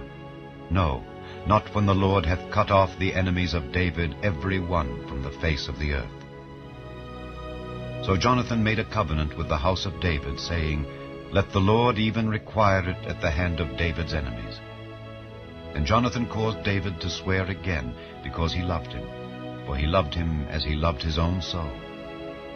Then Jonathan said to David, Tomorrow is the new moon, and thou shalt be missed, because thy seat will be empty. And when thou hast stayed 3 days, then thou shalt go down quickly, and come to the place where thou didst hide thyself when the business was in hand, and shalt remain by the stone Ezel. And I will shoot 3 arrows on the side thereof, as though I shot at a mark. And behold, I will send a lad, saying, Go find out the arrows. If I expressly say unto the lad, Behold, the arrows are on this side of thee, take them, then come thou, for there is peace to thee, and no hurt, as the Lord liveth. But if I say thus unto the young man, Behold, the arrows are beyond thee, go thy way, for the Lord hath sent thee away. And as touching the matter which thou and I have spoken of, behold, the Lord be between thee and me forever. So David hid himself in the field, and when the new moon was come, the king sat him down to eat meat. And the king sat upon his seat as at other times, even upon a seat by the wall. And Jonathan arose, and Abner sat by Saul's side, and David's place was empty. Nevertheless, Saul spake not anything that day, for he thought, Something hath befallen him. He is not clean. Surely he is not clean. And it came to pass on the morrow, which was the 2nd day of the month, that David's place was empty. And Saul said unto Jonathan his son, Wherefore cometh not the son of Jesse to meat, neither yesterday nor today? And Jonathan answered Saul, David earnestly asked leave of me to go to Bethlehem, and he said, Let me go, I pray thee, for our family hath a sacrifice in the city, and my brother he hath commanded me to be there. And now, if I have found favor in thine eyes, let me get away, I pray thee, and see my brethren. Therefore he cometh not unto the king's table. Then Saul's anger was kindled against Jonathan, and he said unto him, Thou son of the perverse rebellious woman, do not I know that thou hast chosen the son of Jesse to thine own confusion, and unto the confusion of thy mother's nakedness? For as long as the son of Jesse liveth upon the ground, thou shalt not be established, nor thy kingdom. Wherefore now send and fetch him unto me, for he shall surely die. And Jonathan answered Saul his father, and said unto him, Wherefore shall he be slain? What hath he done? And Saul cast a javelin at him to smite him, whereby Jonathan knew that it was determined of his father to slay David. So Jonathan arose from the table in fierce anger, and did eat no meat the 2nd day of the month, for he was grieved for David, because his father had done him shame. And it came to pass in the morning that Jonathan went out into the field at the time appointed with David, and a little lad with him. And he said unto his lad, Run, find out now the arrows which I shoot. And as the lad ran, he shot an arrow beyond him. And when the lad was come to the place of the arrow which Jonathan had shot, Jonathan cried after the lad, and said, Is not the arrow beyond thee? And Jonathan cried after the lad, Make speed, haste, stay not. And Jonathan's lad gathered up the arrows, and came to his master. But the lad knew not anything. Only Jonathan and David knew the matter. And Jonathan gave his artillery unto his lad, and said unto him, Go, carry them to the city. And as soon as the lad was gone, David arose out of a place toward the south, and fell on his face to the ground, and bowed himself 3 times. And they kissed one another, and wept one with another, until David exceeded. And Jonathan said to David, Go in peace, forasmuch as we have sworn both of us in the name of the Lord, saying, The Lord be between me and thee, and between my seed and thy seed forever. And he arose and departed, and Jonathan went into the city. Chapter 21. Then came David to Nob, to Ahimelech the priest. And Ahimelech was afraid at the meeting of David, and said unto him, Why art thou alone, and no man with thee? And David said unto Ahimelech the priest, The king hath commanded me a business, and hath said unto me, Let no man know anything of the business whereabout I send thee, and what I have commanded thee. And I have appointed my servants to such and such a place. Now therefore, what is under thine hand? Give me 5 loaves of bread in mine hand, or what there is present. And the priest answered David and said, There is no common bread under mine hand, but there is hallowed bread, if the young men have kept themselves at least from women. And David answered the priest and said unto him, Of a truth women have been kept from us about these 3 days since I came out, and the vessels of the young men are holy, and the bread is in a manner common, yea, though it were sanctified this day in the vessel. So the priest gave him hallowed bread, for there was no bread there but the show bread that was taken from before the Lord, to put hot bread in the day when it was taken away.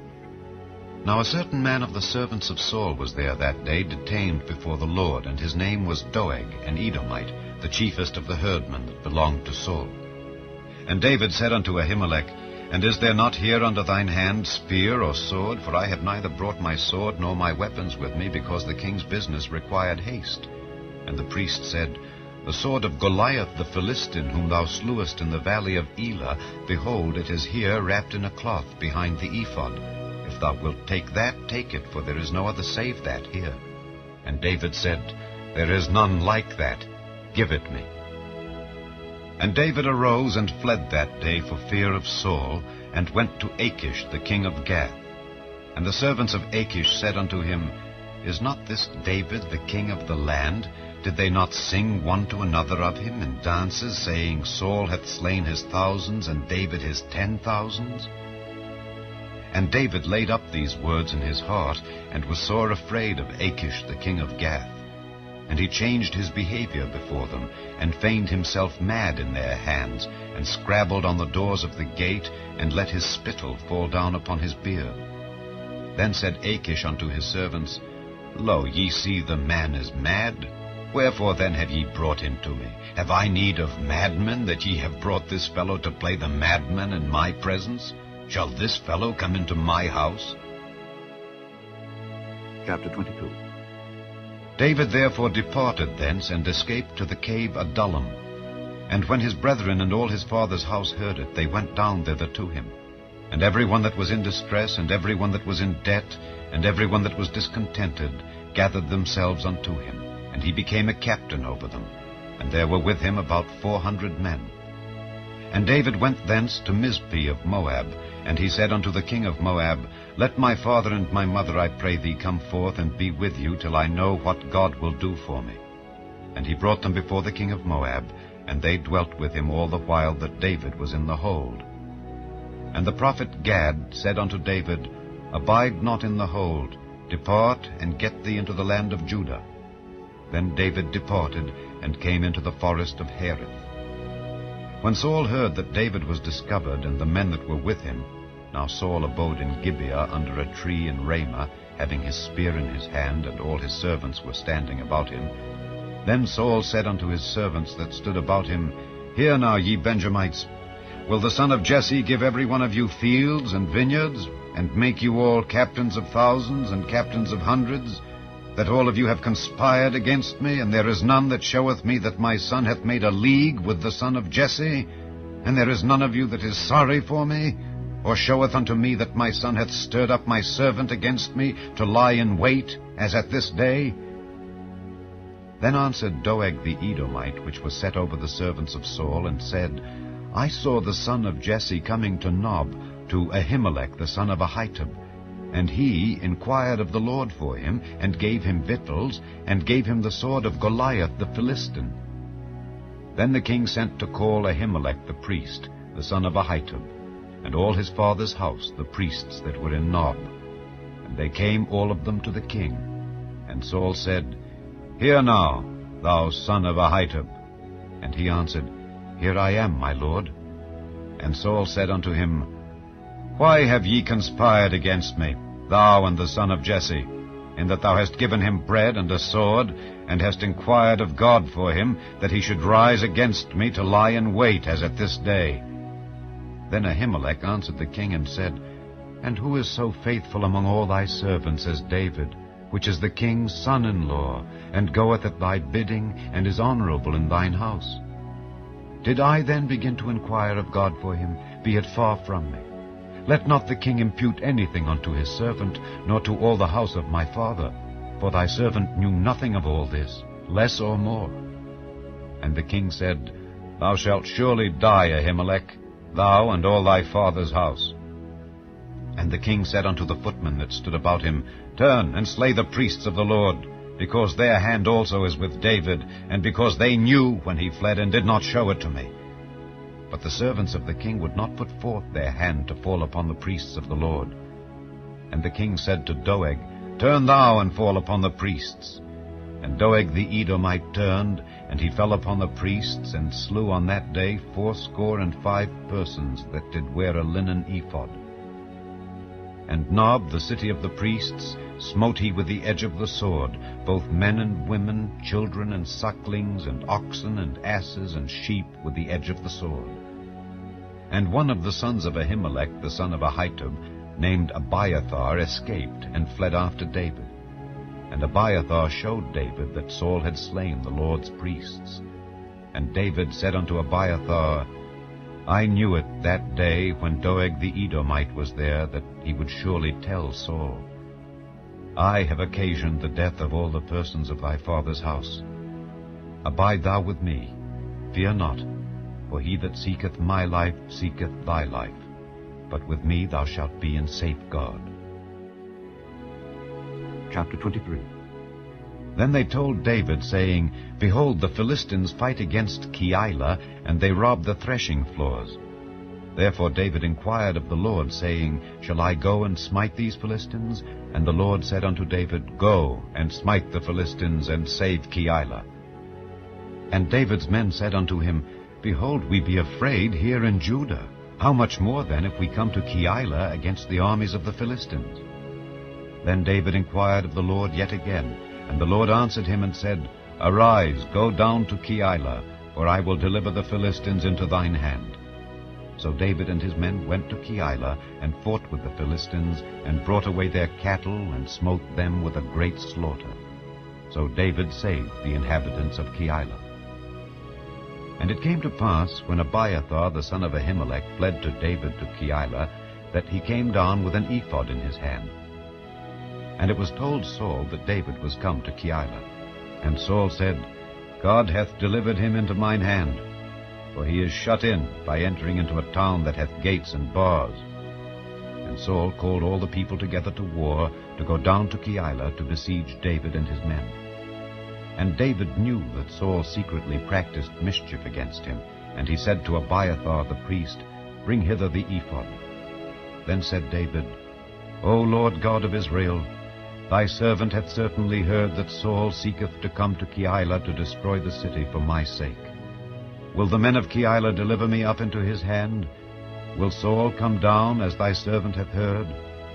O Lord God of Israel, I beseech thee, tell thy servant. And the Lord said, He will come down.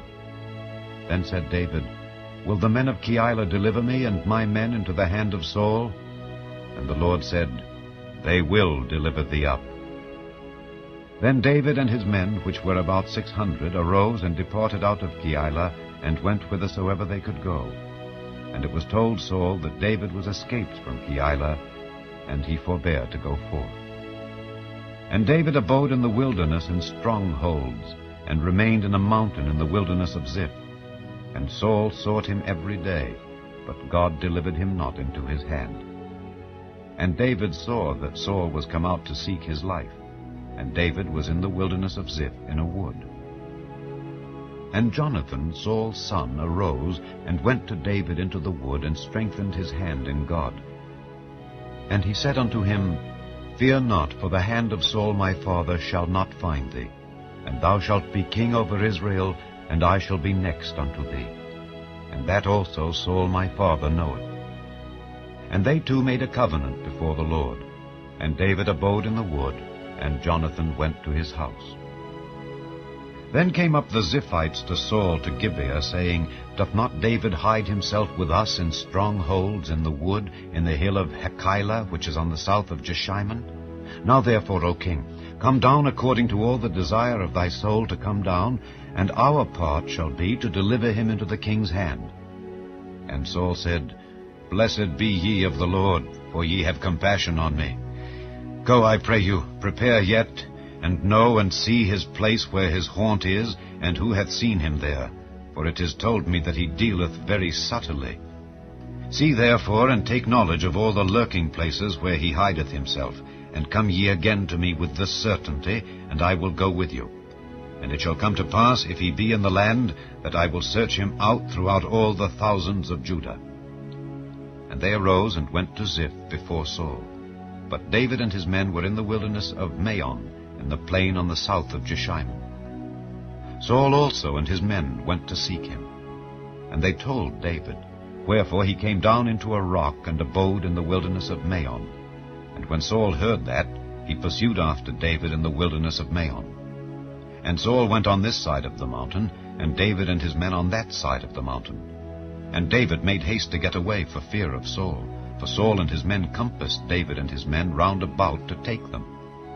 But there came a messenger unto Saul, saying, Haste thee and come, for the Philistines have invaded the land. Wherefore Saul returned from pursuing after David, and went against the Philistines. Therefore they called that place Selah Hamalekoth. And David went up from thence, and dwelt in strongholds at Engedi. Chapter 24. And it came to pass, when Saul was returned from following the Philistines, that it was told him, saying, Behold, David is in the wilderness of Engedi. Then Saul took 3,000 chosen men out of all Israel, and went to seek David and his men upon the rocks of the wild goats. And he came to the sheepcotes by the way, where was a cave. And Saul went in to cover his feet. And David and his men remained in the sides of the cave. And the men of David said unto him, Behold, the day of which the Lord said unto thee, Behold, I will deliver thine enemy into thine hand, that thou mayest do to him as it shall seem good unto thee. Then David arose, and cut off the skirt of Saul's robe privily. And it came to pass afterward, that David's heart smote him, because he had cut off Saul's skirt. And he said unto his men, The Lord forbid that I should do this thing unto my master, the Lord's anointed, to stretch forth mine hand against him, seeing he is the anointed of the Lord. So David stayed his servants with these words, and suffered them not to rise against Saul. But Saul rose up out of the cave, and went on his way. David also arose afterward, and went out of the cave, and cried after Saul, saying, My lord the king. And when Saul looked behind him, David stooped with his face to the earth, and bowed himself. And David said to Saul, Wherefore hearest thou men's words, saying, Behold, David seeketh thy hurt? Behold, this day thine eyes have seen how that the Lord had delivered thee today into mine hand in the cave. And some bade me kill thee, but mine eyes spared thee. And I said, I will not put forth mine hand against my Lord, for he is the Lord's anointed.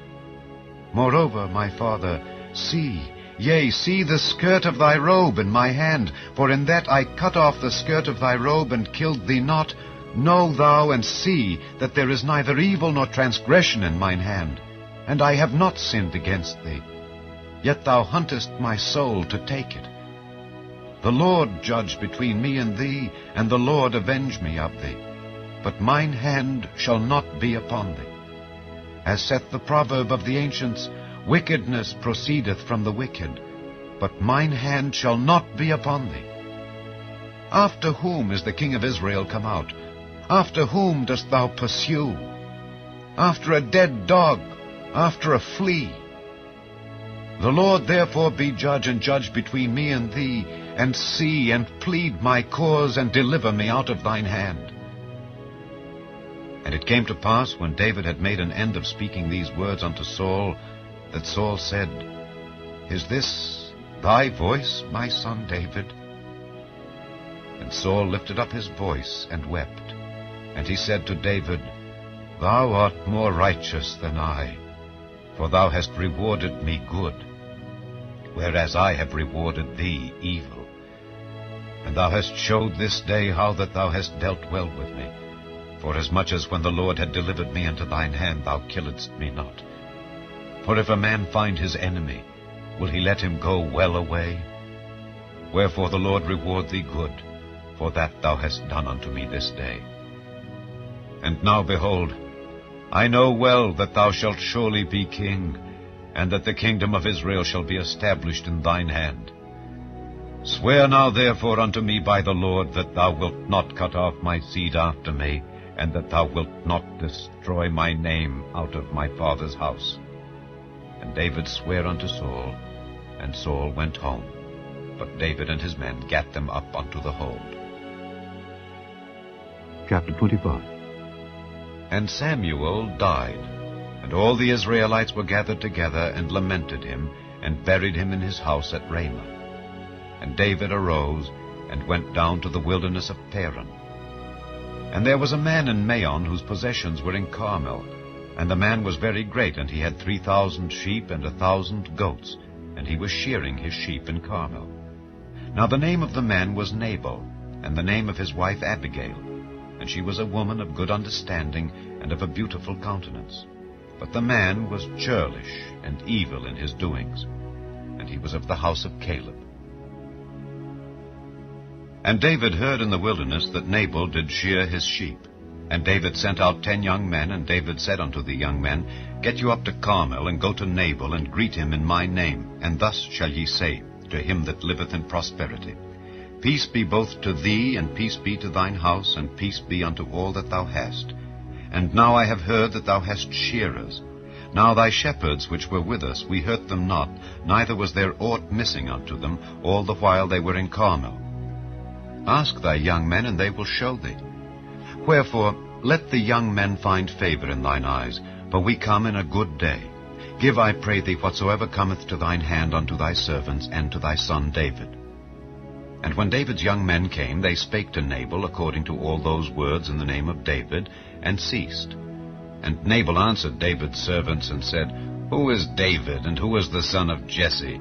There be many servants nowadays that break away every man from his master. Shall I then take my bread and my water and my flesh that I have killed for my shearers, and give it unto men whom I know not whence they be? So David's young men turned their way, and went again, and came and told him all those sayings. And David said unto his men, Gird ye on every man his sword. And they girded on every man his sword, and David also girded on his sword. And there went up after David about 400 men, and 200 abode by the stuff. But one of the young men told Abigail, Nabal's wife, saying, Behold, David sent messengers out of the wilderness to salute our master, and he railed on them. But the men were very good unto us, and we were not hurt, neither missed we anything as long as we were conversant with them when we were in the fields. They were a wall unto us both by night and day, all the while we were with them keeping the sheep. Now therefore know and consider what thou wilt do, for evil is determined against our master and against all his household. For he is such a son of Belial that a man cannot speak to him. Then Abigail made haste, and took 200 loaves, and 2 bottles of wine, and 5 sheep ready dressed, and 5 measures of parched corn, and 100 clusters of raisins, and 200 cakes of figs, and laid them on asses. And she said unto her servants, Go on before me. Behold, I come after you. But she told not her husband Nabal. And it was so, as she rode on the ass, that she came down by the covert of the hill. And behold, David and his men came down against her, and she met them. Now David had said, Surely in vain have I kept all that this fellow hath in the wilderness, so that nothing was missed of all that pertained unto him. And he hath requited me evil for good. So and more also do God unto the enemies of David, if I leave of all that pertain to him by the morning light any that pisseth against the wall. And when Abigail saw David, she hasted and lighted off the ass, and fell before David on her face, and bowed herself to the ground, and fell at his feet, and said, Upon me, my lord, upon me let this iniquity be, and let thine handmaid, I pray thee, speak in thine audience, and hear the words of thine handmaid. Let not, my lord, I pray thee, regard this man of Belial, even Nabal. For as his name is, so is he. Nabal is his name, and folly is with him. But I, thine handmaid, saw not the young men of my lord whom thou didst send. Now therefore, my lord, as the Lord liveth, and as thy soul liveth, seeing the Lord hath withholden thee from coming to shed blood, and from avenging thyself with thine own hand, now let thine enemies, and they that seek evil to my lord, be as Nabal. And now this blessing which thine handmaid hath brought unto my lord, let it even be given unto the young men that follow my lord. I pray thee, forgive the trespass of thine handmaid, for the Lord will surely make my lord a sure house, because my lord fighteth the battles of the Lord, and evil hath not been found in thee all thy days. Yet a man is risen to pursue thee, and to seek thy soul. But the soul of my lord shall be bound in the bundle of life with the Lord thy God, and the souls of thine enemies, them shall he sling out, as out of the middle of a sling. And it shall come to pass, when the Lord shall have done to my lord according to all the good that he hath spoken concerning thee, and shall have appointed thee ruler over Israel, that this shall be no grief unto thee, nor offense of heart unto my lord, either that thou hast shed blood causeless, or that my lord hath avenged himself. But when the Lord shall have dealt well with my lord, then remember thine handmaid. And David said to Abigail, Blessed be the Lord God of Israel, which sent thee this day to meet me. And blessed be thy advice, and blessed be thou, which hast kept me this day from coming to shed blood, and from avenging myself with mine own hand. For in very deed, as the Lord God of Israel liveth, which hath kept me back from hurting thee, except thou hadst hasted and come to meet me, surely there had not been left unto Nabal by the morning light any that pisseth against the wall. So David received of her hand that which she had brought him, and said unto her, Go up in peace to thine house. See, I have hearkened to thy voice, and have accepted thy person. And Abigail came to Nabal, and behold, he held a feast in his house, like the feast of a king. And Nabal's heart was merry within him, for he was very drunken. Wherefore she told him nothing, less or more, until the morning light. But it came to pass in the morning, when the wine was gone out of Nabal, and his wife had told him these things, that his heart died within him, and he became as a stone. And it came to pass about 10 days after, that the Lord smote Nabal, that he died. And when David heard that Nabal was dead, he said, Blessed be the Lord that hath pleaded the cause of my reproach from the hand of Nabal, and hath kept his servant from evil. For the Lord hath returned the wickedness of Nabal upon his own head. And David sent and communed with Abigail, to take her to him to wife. And when the servants of David were come to Abigail to Carmel, they spake unto her, saying, David sent us unto thee, to take thee to him to wife. And she arose, and bowed herself on her face to the earth, and said, Behold, let thine handmaid be a servant, to wash the feet of the servants of my lord. And Abigail hasted, and arose, and rode upon an ass with 5 damsels of hers that went after her. And she went after the messengers of David, and became his wife. David also took Ahinoam of Jezreel, and they were also both of them his wives. But Saul had given Michal his daughter, David's wife, to Phalti the son of Laish, which was of Gallim. Chapter 26. And the Ziphites came unto Saul to Gibeah, saying, Doth not David hide himself in the hill of Hachilah, which is before Jeshimon? Then Saul arose and went down to the wilderness of Ziph, having 3,000 chosen men of Israel with him, to seek David in the wilderness of Ziph. And Saul pitched in the hill of Hachilah, which is before Jeshimon, by the way. But David abode in the wilderness, and he saw that Saul came after him into the wilderness. David therefore sent out spies, and understood that Saul was come in very deed. And David arose and came to the place where Saul had pitched. And David beheld the place where Saul lay, and Abner the son of Ner, the captain of his host. And Saul lay in the trench, and the people pitched round about him. Then answered David and said to Ahimelech the Hittite, and to Abishai the son of Zeruiah, brother to Joab, saying, Who will go down with me to Saul to the camp? And Abishai said, I will go down with thee. So David and Abishai came to the people by night. And behold, Saul lay sleeping within the trench, and his spear stuck in the ground at his bolster. But Abner and the people lay round about him. Then said Abishai to David, God hath delivered thine enemy into thine hand this day. Now therefore let me smite him, I pray thee, with the spear, even to the earth at once, and I will not smite him the second time. And David said to Abishai, Destroy him not. For who can stretch forth his hand against the Lord's anointed, and be guiltless?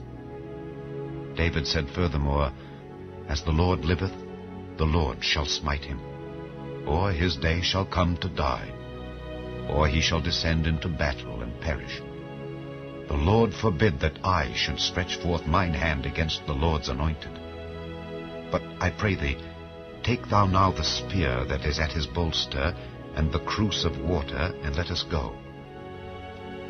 So David took the spear and the cruse of water from Saul's bolster, and they gat them away, and no man saw it, nor knew it, neither awaked, for they were all asleep, because a deep sleep from the Lord was fallen upon them. Then David went over to the other side, and stood on the top of an hill afar off, a great space being between them. And David cried to the people, and to Abner the son of Ner, saying, Answerest thou not, Abner? Then Abner answered and said, Who art thou that criest to the king? And David said to Abner, Art not thou a valiant man? And who is like to thee in Israel? Wherefore then hast thou not kept thy lord the king? For there came one of the people in to destroy the king thy lord. This thing is not good that thou hast done. As the Lord liveth, ye are worthy to die, because ye have not kept your master the Lord's anointed. And now see where the king's spear is, and the cruse of water that was at his bolster. And Saul knew David's voice, and said, Is this thy voice, my son David? And David said, It is my voice, my lord, O king. And he said, Wherefore doth my lord thus pursue after his servant? For what have I done, or what evil is in mine hand? Now therefore I pray thee, let my lord the king hear the words of his servant. If the Lord have stirred thee up against me, let him accept an offering. But if they be the children of men, cursed be they before the Lord. For they have driven me out this day from abiding in the inheritance of the Lord, saying, Go, serve other gods. Now therefore, let not my blood fall to the earth before the face of the Lord. For the king of Israel is come out to seek a flea, as when one doth hunt a partridge in the mountains. Then said Saul, I have sinned. Return, my son David, for I will no more do thee harm, because my soul was precious in thine eyes this day. Behold, I have played the fool, and have erred exceedingly. And David answered and said, Behold the king's spear, and let one of the young men come over and fetch it. The Lord render to every man his righteousness and his faithfulness. For the Lord delivered thee into my hand today, but I would not stretch forth mine hand against the Lord's anointed. And behold, as thy life was much set by this day in mine eyes, so let my life be much set by in the eyes of the Lord, and let him deliver me out of all tribulation. Then Saul said to David, Blessed be thou, my son David. Thou shalt both do great things, and also shalt still prevail. So David went on his way, and Saul returned to his place. Chapter 27. And David said in his heart, I shall now perish one day by the hand of Saul. There is nothing better for me than that I should speedily escape into the land of the Philistines. And Saul shall despair of me to seek me any more in any coast of Israel. So shall I escape out of his hand. And David arose, and he passed over with the 600 men that were with him unto Achish the son of Maoch, king of Gath. And David dwelt with Achish at Gath, he and his men, every man with his household, even David with his 2 wives, Ahinoam the Jezreelitess, and Abigail the Carmelitess, Nabal's wife. And it was told Saul that David was fled to Gath, and he sought no more again for him. And David said unto Achish, If I have now found grace in thine eyes, Let them give me a place in some town in the country, that I may dwell there. For why should thy servant dwell in the royal city with thee? Then Achish gave him Ziklag that day. Wherefore Ziklag pertaineth unto the kings of Judah unto this day. And the time that David dwelt in the country of the Philistines was a full year and 4 months. And David and his men went up, and invaded the Geshurites, and the Gezrites, and the Amalekites, for those nations were of old the inhabitants of the land, as thou goest to Shur, even unto the land of Egypt. And David smote the land, and left neither man nor woman alive, and took away the sheep, and the oxen, and the asses, and the camels, and the apparel, and returned, and came to Achish. And Achish said, Whither have ye made a road today? And David said, Against the south of Judah, and against the south of the Jerahmeelites, and against the south of the Kenites. And David saved neither man nor woman alive to bring tidings to Gath, saying, Lest they should tell on us, saying, So did David, and so will be his manner all the while he dwelleth in the country of the Philistines. And Achish believed David, saying, He hath made his people Israel utterly to abhor him. Therefore he shall be my servant forever. Chapter 28. And it came to pass in those days that the Philistines gathered their armies together for warfare to fight with Israel. And Achish said unto David, Know thou assuredly that thou shalt go out with me to battle, thou and thy men. And David said to Achish, Surely thou shalt know what thy servant can do. And Achish said to David, Therefore will I make thee keeper of mine head forever. Now Samuel was dead, and all Israel had lamented him, and buried him in Ramah, even in his own city. And Saul had put away those that had familiar spirits, and the wizards, out of the land. And the Philistines gathered themselves together, and came and pitched in Shunem. And Saul gathered all Israel together, and they pitched in Gilboa. And when Saul saw the host of the Philistines, he was afraid, and his heart greatly trembled. And when Saul inquired of the Lord answered him not, neither by dreams, nor by Urim, nor by prophets. Then said Saul unto his servants, Seek me a woman that hath a familiar spirit, that I may go to her, and inquire of her. And his servants said to him, Behold, there is a woman that hath a familiar spirit at Endor. And Saul disguised himself, and put on other raiment, and he went, and 2 men with him, and they came to the woman by night. And he said, I pray thee, divine unto me by the familiar spirit, and bring me him up whom I shall name unto thee. And the woman said unto him, Behold, thou knowest what Saul hath done, how he hath cut off those that have familiar spirits, and the wizards out of the land. Wherefore then layest thou a snare for my life, to cause me to die? And Saul sware to her by the Lord, saying, As the Lord liveth, there shall no punishment happen to thee for this thing. Then said the woman, Whom shall I bring up unto thee? And he said, Bring me up Samuel. And when the woman saw Samuel, she cried with a loud voice. And the woman spake to Saul, saying, Why hast thou deceived me? For thou art Saul.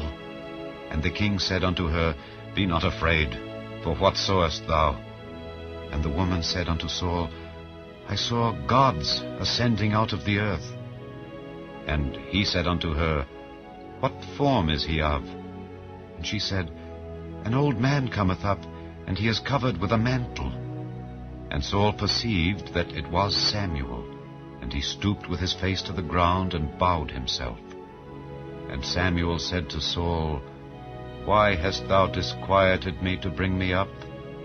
And Saul answered, I am sore distressed, for the Philistines make war against me, and God is departed from me, and answereth me no more, neither by prophets nor by dreams.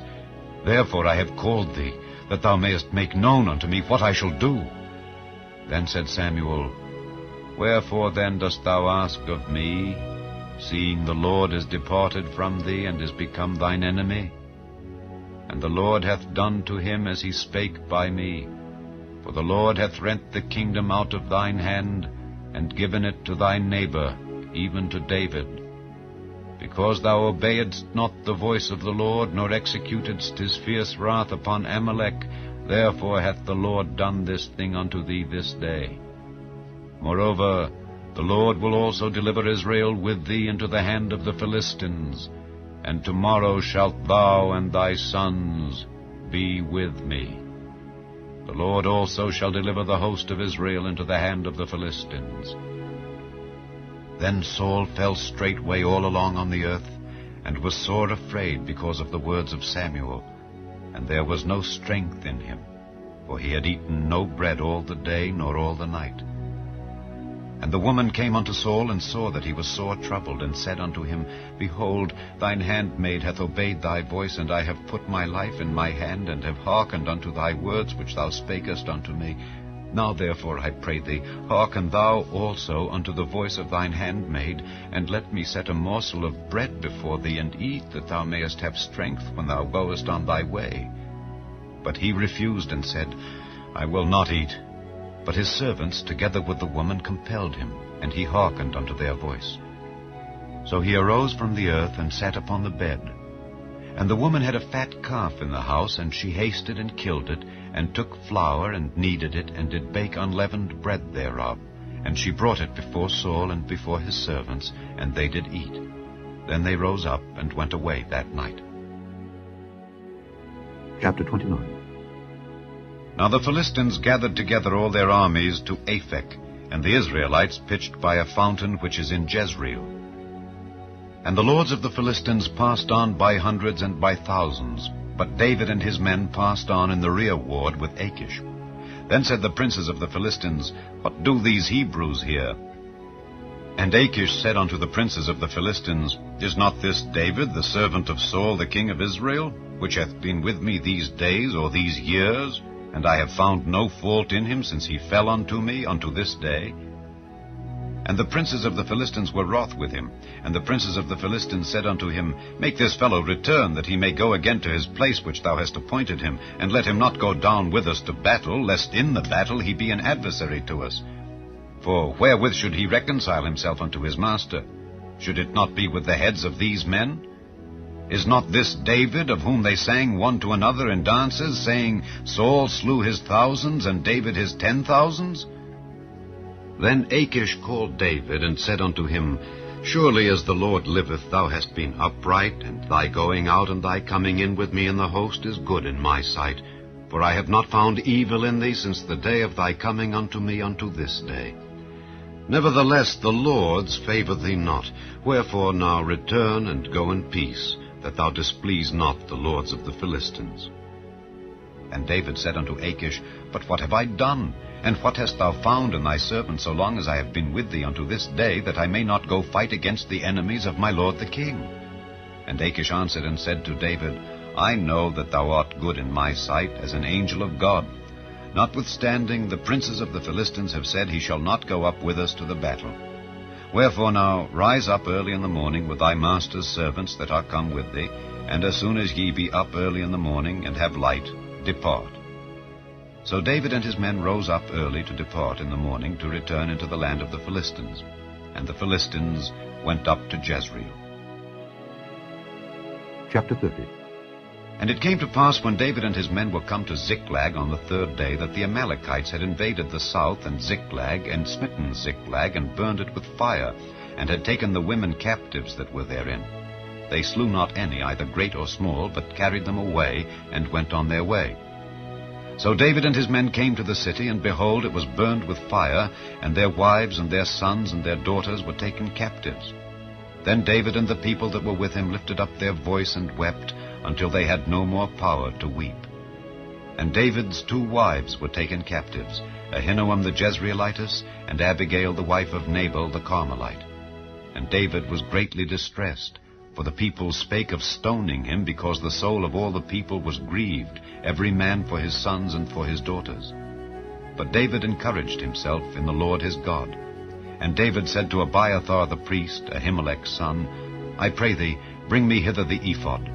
And Abiathar brought thither the ephod to David. And David inquired at the Lord, saying, Shall I pursue after this troop? Shall I overtake them? And he answered him, Pursue, for thou shalt surely overtake them, and without fail recover all. So David went, he and the 600 men that were with him, and came to the brook Besor, where those that were left behind stayed. But David pursued, he and 400 men, for 200 abode behind, which were so faint that they could not go over the brook Besor. And they found an Egyptian in the field, and brought him to David, and gave him bread, and he did eat, and they made him drink water. And they gave him a piece of a cake of figs, and 2 clusters of raisins. And when he had eaten, his spirit came again to him, for he had eaten no bread nor drunk any water 3 days and 3 nights. And David said unto him, To whom belongest thou? And whence art thou? And he said, I am a young man of Egypt, servant to an Amalekite, and my master left me, because 3 days agone I fell sick. We made an invasion upon the south of the Kerethites, and upon the coast which belongeth to Judah, and upon the south of Caleb, and we burned Ziklag with fire. And David said to him, Canst thou bring me down to this company? And he said, Swear unto me by God that thou wilt neither kill me nor deliver me into the hands of my master, and I will bring thee down to this company. And when he had brought him down, behold, they were spread abroad upon all the earth, eating and drinking and dancing, because of all the great spoil that they had taken out of the land of the Philistines and out of the land of Judah. And David smote them from the twilight even unto the evening of the next day, and there escaped not a man of them, save 400 young men which rode upon camels and fled. And David recovered all that the Amalekites had carried away, and David rescued his 2 wives. And there was nothing lacking to them, neither small nor great, neither sons nor daughters, neither spoil nor anything that they had taken to them. David recovered all. And David took all the flocks and the herds which they drave before those other cattle, and said, This is David's spoil. And David came to the 200 men which were so faint that they could not follow David, whom they had made also to abide at the brook Besor. And they went forth to meet David, and to meet the people that were with him. And when David came near to the people, he saluted them. Then answered all the wicked men and men of Belial of those that went with David, and said, Because they went not with us, we will not give them aught of the spoil that we have recovered, save to every man his wife and his children, that they may lead them away and depart. Then said David, Ye shall not do so, my brethren, with that which the Lord hath given us, who hath preserved us, and delivered the company that came against us into our hand. For who will hearken unto you in this matter? But as his part is that goeth down to the battle, so shall his part be that tarrieth by the stuff. They shall part alike. And it was so from that day forward, that he made it a statute and an ordinance for Israel unto this day. And when David came to Ziklag, he sent of the spoil unto the elders of Judah, even to his friends, saying, Behold, a present for you of the spoil of the enemies of the Lord. To them which were in Bethel, and to them which were in South Ramoth, and to them which were in Jatir, and to them which were in Aroer, and to them which were in Siphmoth, and to them which were in Eshtemoa, and to them which were in Rachel, and to them which were in the cities of the Jerahmeelites, and to them which were in the cities of the Kenites, and to them which were in Hormah, and to them which were in Korashan, and to them which were in Athak, and to them which were in Hebron, and to all the places where David himself and his men were wont to haunt. Chapter 31. Now the Philistines fought against Israel, and the men of Israel fled from before the Philistines, and fell down slain in Mount Gilboa. And the Philistines followed hard upon Saul and upon his sons. And the Philistines slew Jonathan, and Abinadab, and Malchishua, Saul's sons. And the battle went sore against Saul, and the archers hit him, and he was sore wounded of the archers. Then said Saul unto his armor-bearer, Draw thy sword, and thrust me through therewith, lest these uncircumcised come and thrust me through, and abuse me. But his armor-bearer would not, for he was sore afraid. Therefore Saul took a sword, and fell upon it. And when his armor-bearer saw that Saul was dead, he fell likewise upon his sword, and died with him. So Saul died, and his 3 sons, and his armor-bearer, and all his men, that same day together. And when the men of Israel that were on the other side of the valley, and they that were on the other side Jordan, saw that the men of Israel fled, and that Saul and his sons were dead, they forsook the cities and fled. And the Philistines came and dwelt in them. And it came to pass on the morrow, when the Philistines came to strip the slain, that they found Saul and his 3 sons fallen in Mount Gilboa. And they cut off his head, and stripped off his armor, and sent into the land of the Philistines round about, to publish it in the house of their idols and among the people. And they put his armor in the house of Ashtaroth, and they fastened his body to the wall of Bethshan. And when the inhabitants of Jabesh-Gilead heard of that which the Philistines had done to Saul, all the valiant men arose, and went all night, and took the body of Saul and the bodies of his sons from the wall of Bethshan, and came to Jabesh, and burnt them there. And they took their bones, and buried them under a tree at Jabesh, and fasted 7 days.